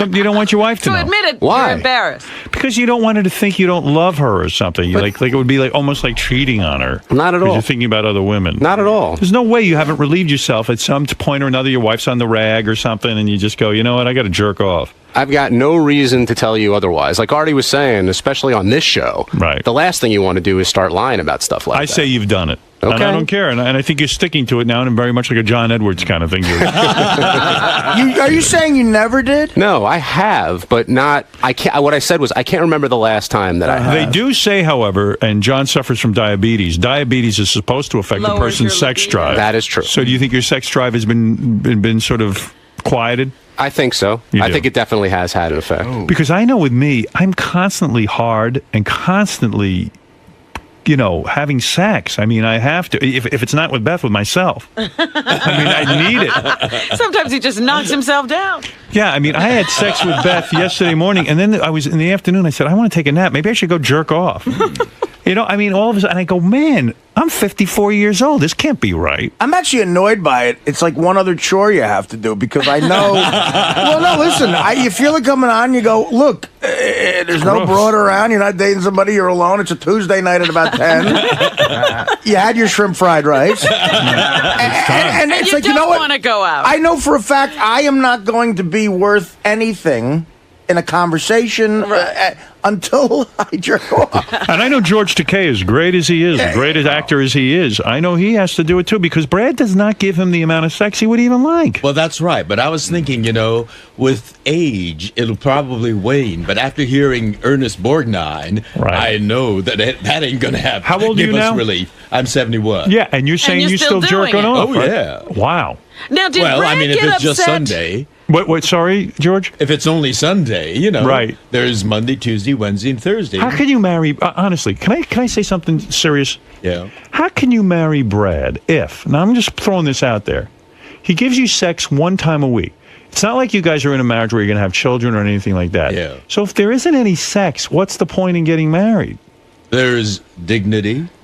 Yeah. No, I understand all the gay rights issues. Right. But he's talking about the choice. I'm saying, why are you even with Brad? I love him. You love him, but sex one day a week, I mean, that's just got to be miserable. Well, there's cuddling, too, in between. And Brad is a good, decent, loving, caring guy. And he's a detail-oriented guy. He takes care of. But don't you feel like saying, Brad? What do you mean? Don't bogart that cock. Yeah. But what do you mean he takes care of you emotionally? Well, the first thing in the morning, he brings me a pot of green tea. All right. He does. You could get a houseboy to do that. He's like a geisha. Yeah, you could get a houseboy to do that. That's true. But go ahead. It's different. When you hire someone to do it. It's a hired person doing it as a job. I got to admit, I would like if Beth brought me some tea. That would be nice. But she's having sex with you. That's right. So that makes up for a lot of other more regularly. Yeah. Right. Well, absolutely. And when you come to a point in life where you get used to a person.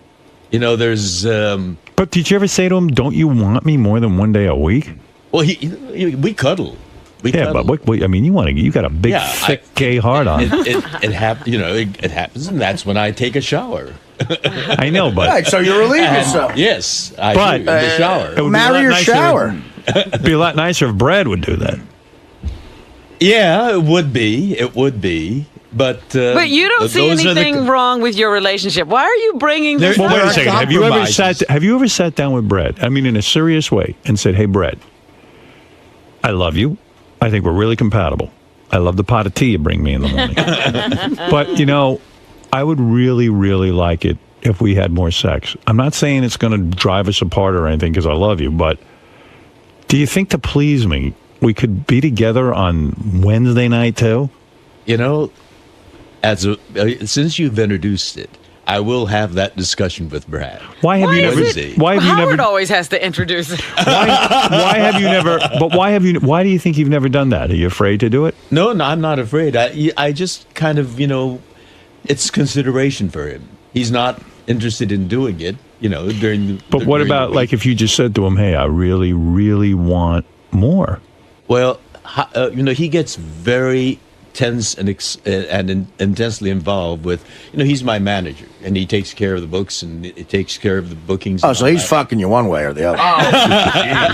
What you should do is you should sit down with him and say, "Listen, if you were doing this enough, I shouldn't even be able to sit down." Like the fact that I'm able to sit down without writhing in pain means we're not fucking enough. What is your point, though? I don't understand. Well, he's exhausted. Is he really? Business is so exhausting. You know how nervous he is. There were a lot of years between Star Trek and Heroes. I mean, he couldn't be that exhausted. There's a lot of cruises. Oh, no, there's a lot of Star Trek cruises and Star Trek conventions. Oh, that is tiring. Last week was Las Vegas. Next weekend's going to be Atlanta, Yes. Do you two travel together? I'm hosting a Beam Me Up buffet. Yeah. And he carries the heavier luggage. Beam Me Up cafe. What'd you say? I'm hosting on the promenade deck of the Star Trek cruise. I'm hosting the Beam Me Up buffet. The Artie, vaporized vegetables. Do you ever put on? Invite you to the next Star Trek cruise. I would love it. Do you ever try to seduce him, like by wearing a sexy outfit, or like like on a Wednesday night, put on something like just a kimono? Like a policeman? I don't. What I do is this is Officer Sulu. Bend over. I do my workout with the free weights. Take a shower, free weights, and then I lean on the doorway and say, "Hey, big boy, it's time." Holy shit! Fun. Yeah. Every Sunday. You say you lean on the doorway and say, "Hey, big boy, you want to have some fun?" I may have to put on a different pose, but When did it start becoming only Sundays? I guess about 5 or 6 years ago. I don't know what it was just. Do you think he's more relaxed? He's more relaxed on Sunday. He likes coming on the Sabbath. Do you think he masturbates? I don't know. Of course he does. I don't think so. Wait a minute. I thought he got upset with you the last time you mentioned that you do masturbate between well, since sessions. He knows now, I can talk about it. But he did get upset. He did get upset. And, as you said, Artie, it really is liberating to come on this show and talk about aspects of your life. Well, I got to tell you something. I think you need to sit down with Brad and just say, Brad, let's come clean with one another. Yes, sir. Here we're about to get married, and we have sex on Sunday. And, okay, I love you for a lot of different reasons, but, my needs are much greater, and I really would like for you to consider having sex with me on Wednesday and Sunday. Well, and you know what? Now that we've discussed it on the air, I think he will agree. Well, Howard, some people are even putting that in their prenuptial agreements. That they want a certain, like you can't renege on the sex after we get married. Listen, I still want it. Brad, I've got an hour to kill before the Klingon hayride I'm hosting. And let's get down. Right. Well, there you go. Do you ever consider waking up Brad with a blowjob? Like seriously, like he's sleeping and then like you just put your mouth on his penis and then wakey. Wakey. They call that the hooker alarm clock. Before I got together with Brad, was one guy who used to wake me like that, and it was. That was wonderful, but he was not. Right. But the sex was good. Suddenly wake up in the morning and feeling that. Wait, you almost passed out. Get closer to the mic. Yes, and you would feel that. You feel that. It's so wonderful. And then, the blood starts coursing, and what a great way to greet the day. Well, maybe why not say to Brad, that used to really excite me. I've discussed that. He says, I don't do that. All right. Well, he's got to be kind of romanced before he does. On Sunday mornings, I got to romance him. Well, he wants the whole build-up. He's not a quickie kind of guy. I suggest some talking.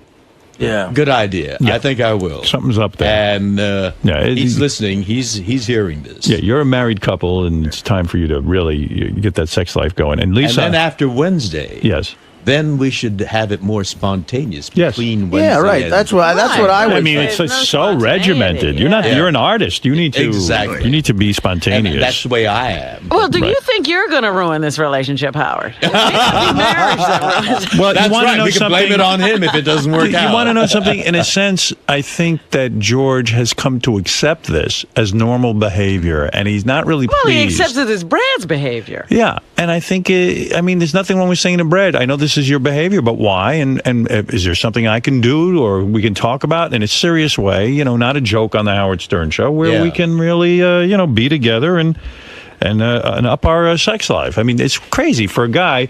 George is over in the shower jerking off 2-3 times a week, with the warm water when really he should be with Brad. I mean, it's two guys. There's no chick there to say no to sex. Right. What's happening? Well, Brad does say no often. He must be like a chick then. You mean you've started in with him on a Wednesday and he goes no. Yeah, well, he says no. I'm tired. I'm tired. Oh boy. I've had. Well, to maybe deal he's with not this, attracted to you. Had to deal with that and this and that. No, I know he's not been there faithful. mentally. Maybe he's thinking about a young guy or something like this. Is he thinking of a young version of you, like William Hung or something? Hung. That's the part that you go for, huh? Or the kid, yeah, right. Or the kid on Heroes. You think he doesn't want a younger George? Oh no, not Mossy. If you're away on a Sunday, let's say you're working on a Sunday. Yeah. And you come home Tuesday. Does that mean you have to wait till the following Sunday to have sex? No. Well, as a matter of fact, that's the way he has turned out. Yes. Why are you going along with this? Well, if he's not there with me on some Star Trek convention.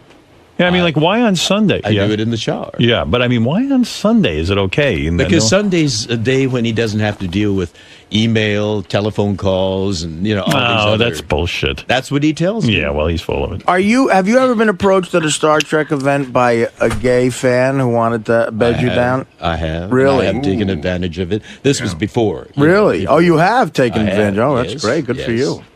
And some interesting women, too. When I was, and you were still maintaining that facade. Oh, so you had a lot of sex with women? Not a lot. Really? But Wow. selective. Right, some hot ones. Nice. And Lisa, I don't believe you're not pleasuring yourself, but that's your business. Now, what did you're just going through a phase, you say? Yeah, I think so. What's that? You don't know what that noise is? You know.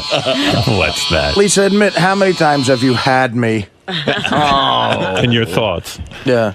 What do you think of when you do that? When you used to do that? 0.0. When did this phase start?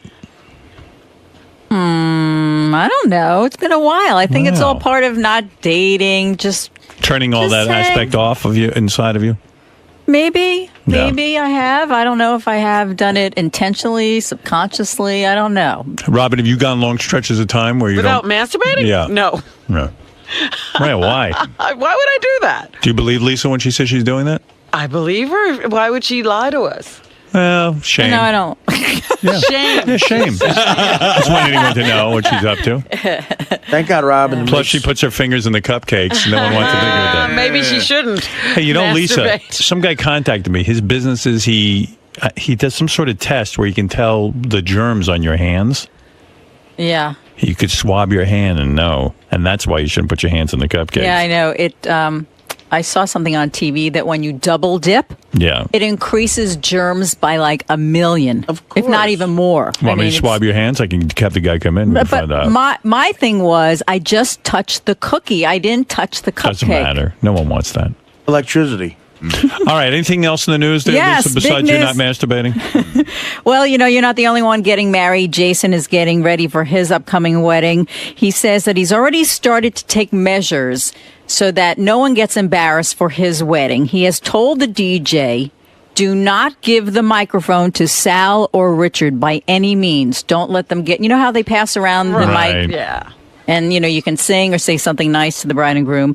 And also, there was a big debate about Jason's wedding. He has admitted that he's gone into debt for this. Well, his mother wanted shrimp and was relentless. Well, Jason finally put his foot down and said, I am not paying for shrimp. So the big news is his mother will be paying for it, and there will be shrimp. He should do that with the whole wedding. I mean, it's a little too late now. He has no money. To go into debt, that's just the opposite of what a wedding should represent. Yeah, it's a shame. It really is. How much is your wedding going to cost, George? Have you figured that out yet? Yeah, it's going to be pretty costly. How much? All the bills haven't come in yet. What would you say, guesstimate? I'd say over 60. Over $60,000. Are you splitting it? Well, it's coming from the same pot. Right. Our mutual pot. Oh, right, yeah. So you're splitting it. That's nice. Though. You guys have joint bank accounts? Yes. Oh, he should put out 2 days a week for that. You're the earner there. Yeah. Well, he's the one that, makes, smooths the way. You got a prenup with him or what? No, we don't. Whoa. Whoa. Hold it. We trust each other. Wait a second. Oh, my. Oh, I don't think Brad will approve of my being on the show getting advice from you. I'm just being sensible here. This is not a bad... I don't know why prenups have to be a bad thing. Why can't people talk about their finances? They should be mandatory, shouldn't they? You can't talk about your sex life and you can't talk about finances with this guy. It's like you're two strangers. He brings you a pot of tea. Our sex life. How much are you going to pay him for a pot of tea? I mean, let's say shit hits the fan. Well, he does manage my, affairs with great efficiency and precision. And any good accountant could do that. Well, that's true. And we do have an accountant in addition. Right. So you're telling me if for some reason, legally, if this thing ends, and it could. Anything's possible. Right. But I don't. So you're going to give up half your fortune? Well, I don't think it's going to end. Well, what if it does? Paul McCartney said that too. I had him in here. He said, you know what? I love this woman. I believe in love. Yeah. And guess what? She hauled his ass right into court and fucking embarrassed the shit out of him. Yeah, but Brad's not her. He's a different personality altogether. She gave him sex more than Sundays too. Well, that's true, I guess. Well, maybe, I can... the wedding could be the basis for a bit more regularity. Well, hold it. Now I'm talking about money. Why can't you sit down with Brad and say, look, I want to know financially where we're going to be at if this thing shit hits the fan. And I'm not comfortable giving you half of my money. Maybe George is comfortable. Is that the California law? Yes. Yeah, it's half. Half of everything you've worked for. Half of every fucking shitty Star Trek fan you had to sit there and fucking blow in order to make money.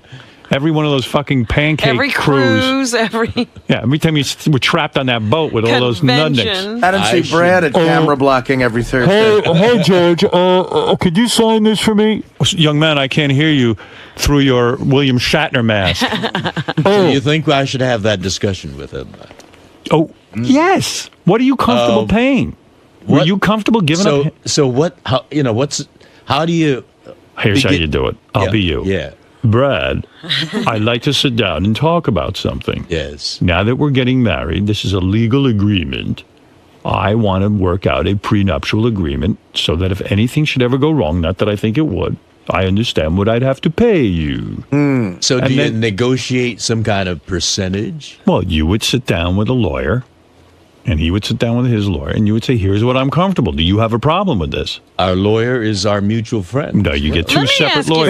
That's a conflict of interest. Something. I see. So we can't get... What would you feel comfortable with if you and Brad split up? Right. He's been your manager for a number of years. He's relied on you for his lifestyle and everything else. So what would you feel comfortable giving him if it didn't work out? You know, if it really didn't work out, and I don't think that's. Well, yeah, we know it's not. It's going to work. If it really didn't, but if it didn't, you know, I love him enough to say I'll give him half. There you go. Wow. Then you don't need a prenup. I'll give him half. That's love. Well, you're not saying that with a lot of confidence. You were like, I'll give him half. You're testing me. You're not comfortable with half. Why don't you admit it? Why are you not admitting that? I could give him 20%? The Arizona house, and I'll keep the LA house. Okay, fair enough. And, a reasonable splitting of 50%? Hey, well, he's got to maintain the house. Who's going to get the Hummel collection? If he was a manager of anyone else, let's say he got 20%, and okay, now he's your life partner, 30%, but 50%? I mean, honestly. Howard's starting trouble. No, I'm not.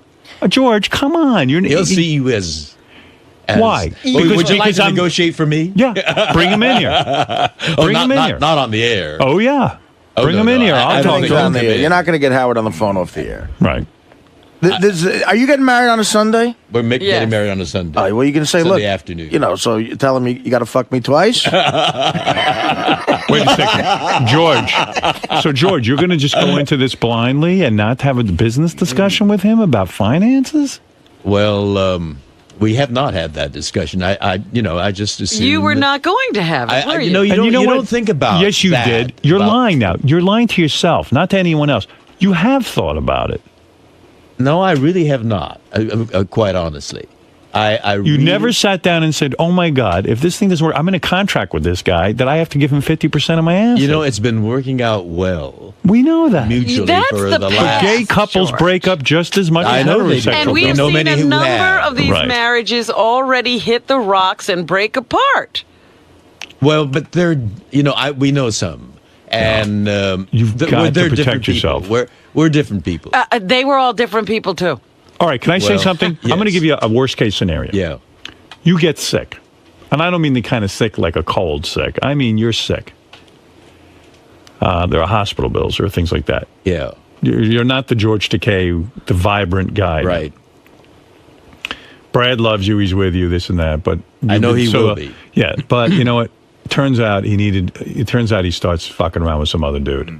Just behind your back because, he just needed sex and you're not available to him Yes, anymore. like the John Edwards. Right. And all of a sudden you find this out, you become incensed and say, I don't need this fucking aggravation. You and Brad break up. Now, on top of it, not only is he humiliated It's hard for me to visualize that Okay, scenario. but let's say it happens and people are human, it can happen. Now you're writing him a check for 50% of your assets and giving him half of your homes. And what are you doing? And the new guy is fucking's in half of the home with him. Right. Oh. Well, it sounds like George would write that into the prenup anyway, that he's giving him the Arizona house. Yeah, fine, George. What am I saying something here that's outrageous? Yes. No. Hold it. This is between me and George.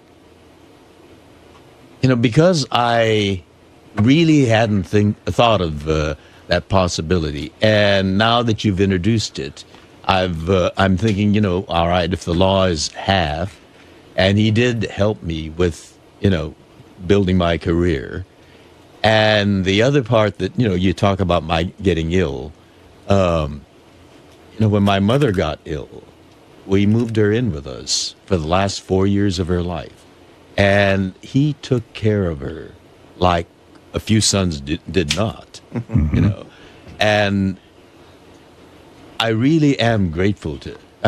Brad was a real saint when he did that because sometimes, I had to go to a Star Trek convention. A nurse could have done that you could have paid. Yeah, but the nurse would not have given her that loving care. All right. So what is that worth to you? I can't reduce it to dollars and cents. All right. Well, good luck. I really feel. Good luck. I'll tell you what it's worth. Now, 30 now that grand. you've introduced that subject, I really think maybe we should have that honest. Why not? That way there's no aggravation. George. Chances are it'll never happen.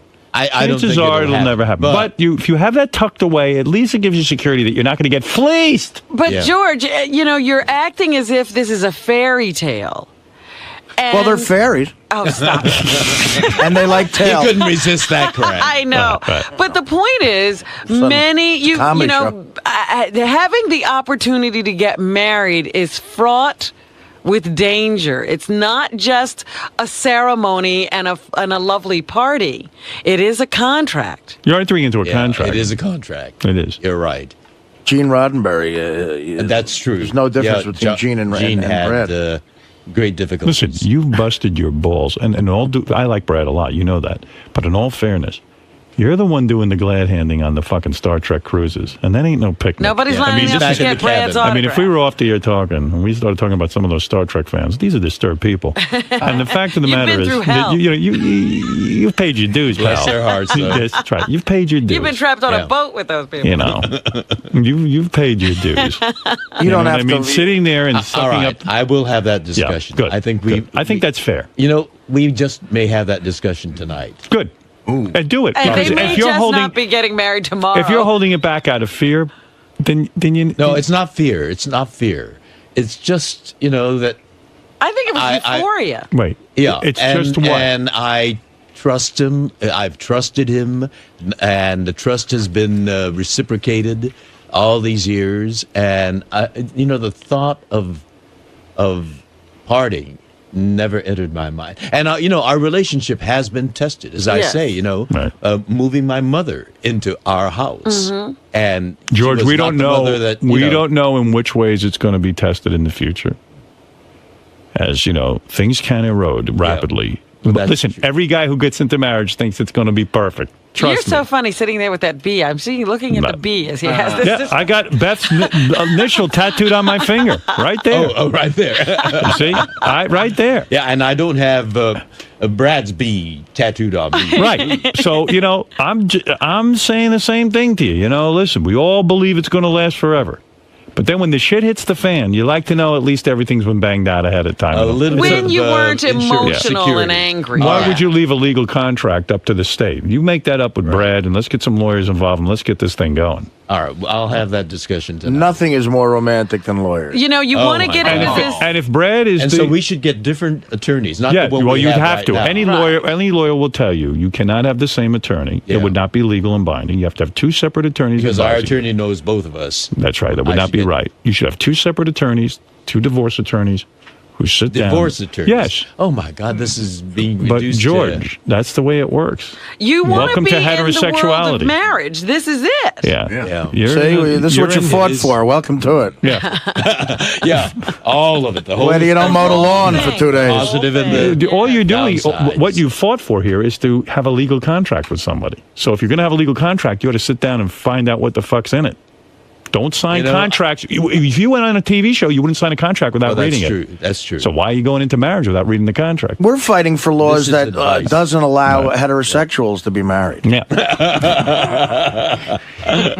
You'll soon see. All right. That's why I will take your advice. And by the way, that's why I see you're not having any cold feet or any kind of, because nothing seems to be changing. It's not real. But you don't realize you're signing a contract when you put your name on that marriage. That license. That's true. Yeah. That's true. It is a contract. Yeah. And if with Brad legal loves you so much, ramifications. he'll be willing to sign a reasonable contract. Well, that's another way of testing his love. That's right. Yeah. Well, the test, you shouldn't test love. Nothing should be tested. Yeah. Right? Yeah.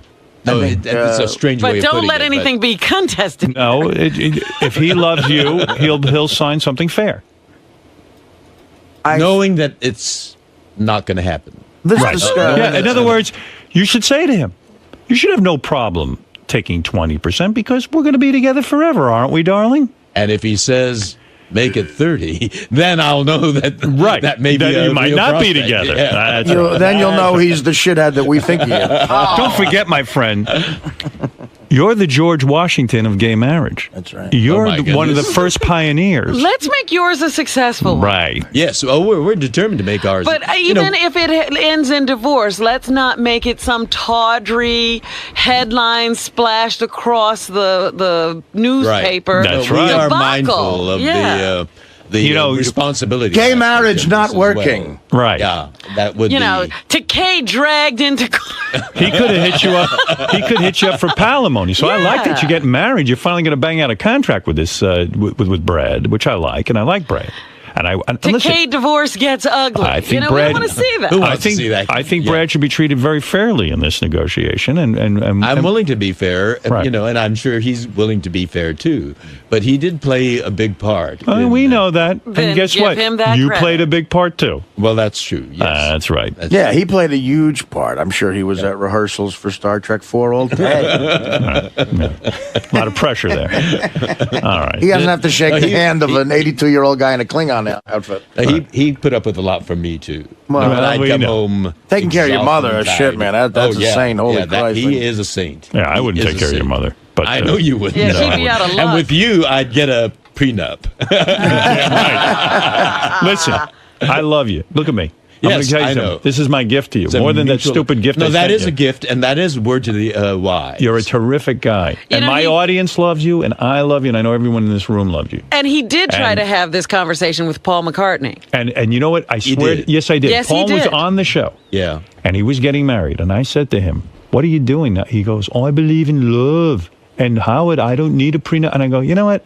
You're being naive, Paul." And Paul's one of my heroes. All you need is love. All that bullshit. Yeah, and I said, "Man, you're a great guy, but come on." And sure enough, He did not take your advice. and $60 million later, Madon. It's like he didn't write Hey Jude. 60 no money. Right. He might as well not have written Hey Jude. Yeah. But how could he have fallen in love with that woman? You know, I've seen her on TV. Understood. And, these Every interviews. situation is different. Such a shrew. But sometimes you don't know. Peg leg cunt. She was able to But Brad isn't that. cover that up. We know Brad. We love Brad. You know.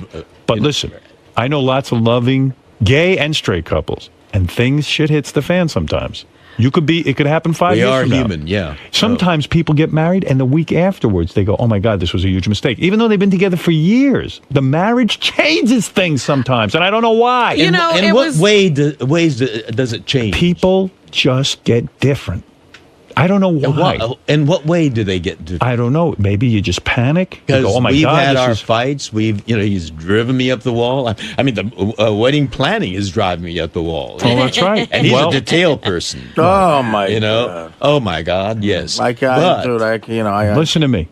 it's been tested. I feel this. Think what marriage is. Aside from all the victory of gays getting the rights and all this and being treated as equals, that's beautiful. That's a beautiful part. Right. But think about what it is. It's a contract between two people saying, "Look, if shit hits the fan, I get 50.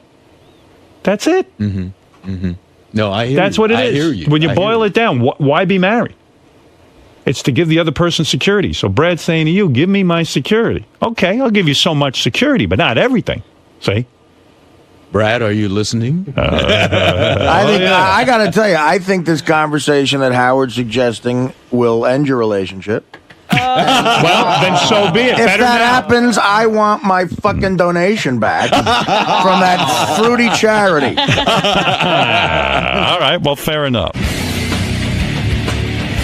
Ronnie, Yes, sir. do you find it strange that John doesn't jerk off? Yeah. But then again, here's a guy who I bought a lap dance for, and he tried to open his wallet and pay me back the money after I gave the girl $20, and he didn't get the lap dance. So it's a good possibility the guy doesn't yank it. Were you offended by that? No, not at all. He was upset because I paid the girl $20, and, you stupid asshole. How often do you yank the pole?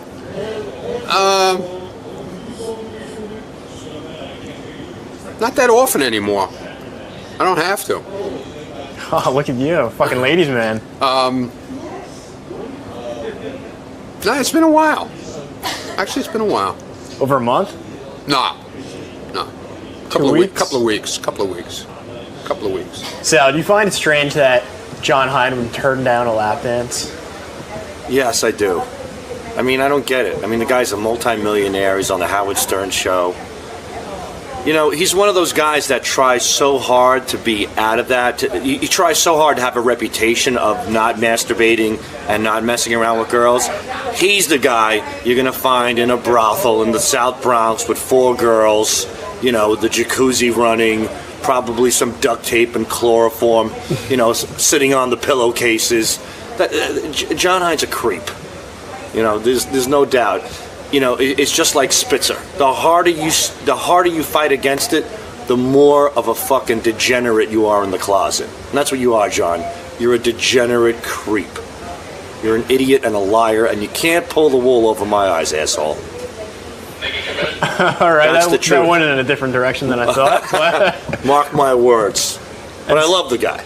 But come on, let's call a spade a spade. He's a man who brags about 80 blowjobs, and now he won't wrap his hands around his cock and whack off to the thought of a hot chick. Is that believable? Is it? I don't buy it. Of course not. It's bullshit. Now, Sal, how often do you crank one out?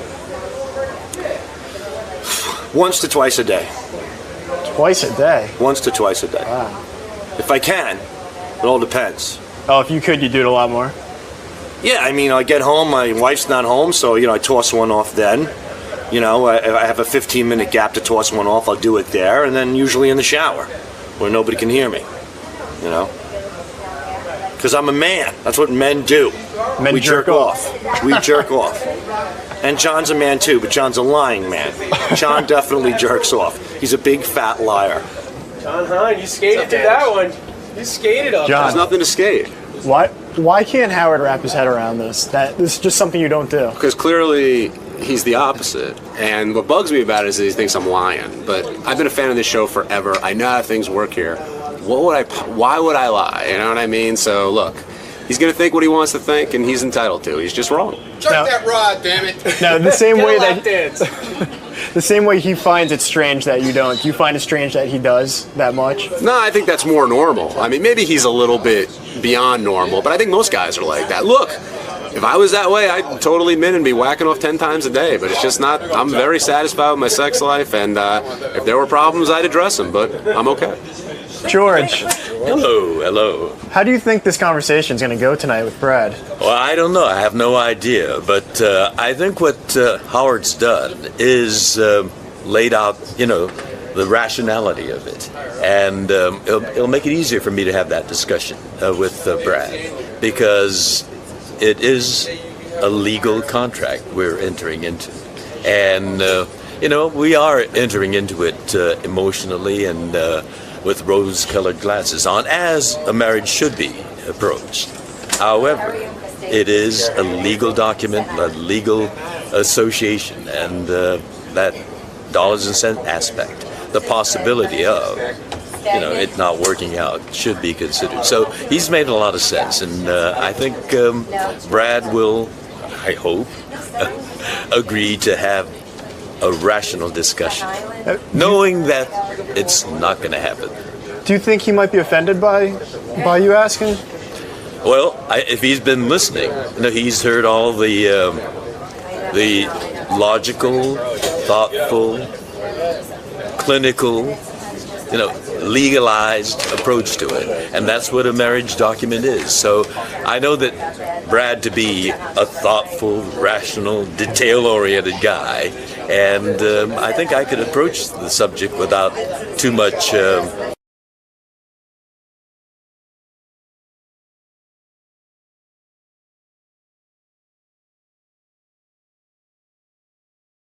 with John Hine and Gary Dell'Abate.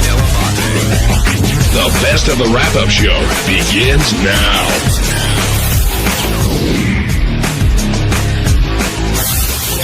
Hey, this is JD on Monday's wrap-up show. I talked about the big radio broadcast I did from Artie's book signing out in Los Angeles.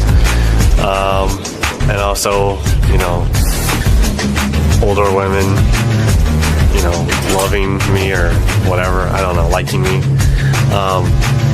So, anyways, just watch. Now, JD also had an interesting theory, I thought, about his fame and his fans. Hit clip number 2, Teddy. Here's JD wondering if he's following a certain path. The one girl that said she wanted to have my baby looked like. Don't say that. Well, she did. You didn't like the way she looked? I mean, she was a little older, and I think I'm like the Clay Aiken of, you know how Clay Aiken has the older. Coming out of the closet? No. But like, What are you talking about? but you know how like his fans are like these older women or whatever, the Claymates.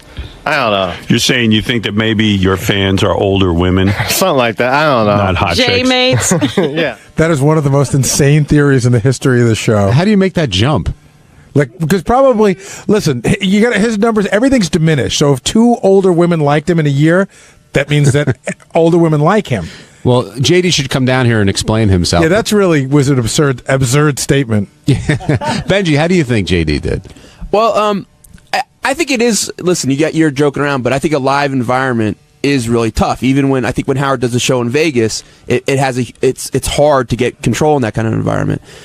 And it bothered me. I know we do the exact same thing, but I felt Steve was being like a little condescending to him. A little? Yeah. He was being condescending, and that bugged me. But it sounded really interesting. But I don't know how much it was interesting because it was train wreck or interesting or just fun to listen to. See, we pulled the best parts. Like Scott sent over 15 clips, which I sent over to Richard, which he turned into 6 clips. So we didn't listen for I don't know what the whole thing sounded like, but when Tim came to me, I said, Tim, really, you're going to cover the book signing for an hour? I go, it sounds like a long time to watch Artie sign a book. Like, so somebody going to stand there and say, now Artie's, making the L and the A. Like, I didn't know what they had planned, but it looks like they had reports and stuff. And listen, I guess the great thing about this, our station here is we can experiment and stuff. So I'd love to hear from somebody who heard the whole show. One thing I was just going to quickly say was that the people there had no idea they were on a radio show either. There was no production, there was no opening, there was nothing. So it was just JD and Langford walking around with microphones. It didn't really look like no one really knew it was live on the air. I mean, was it difficult to do the broadcast the other night? Yeah, a little bit, because if I'm trying to talk to one person, 50 other people are trying to talk to me or trying to get me to sign an autograph, and they're like, the Book Soup people are moving the line very fast. So, sorry, I ran down here. It's okay. So, they're just, as they're passing by me, they're like, sign this, take a picture.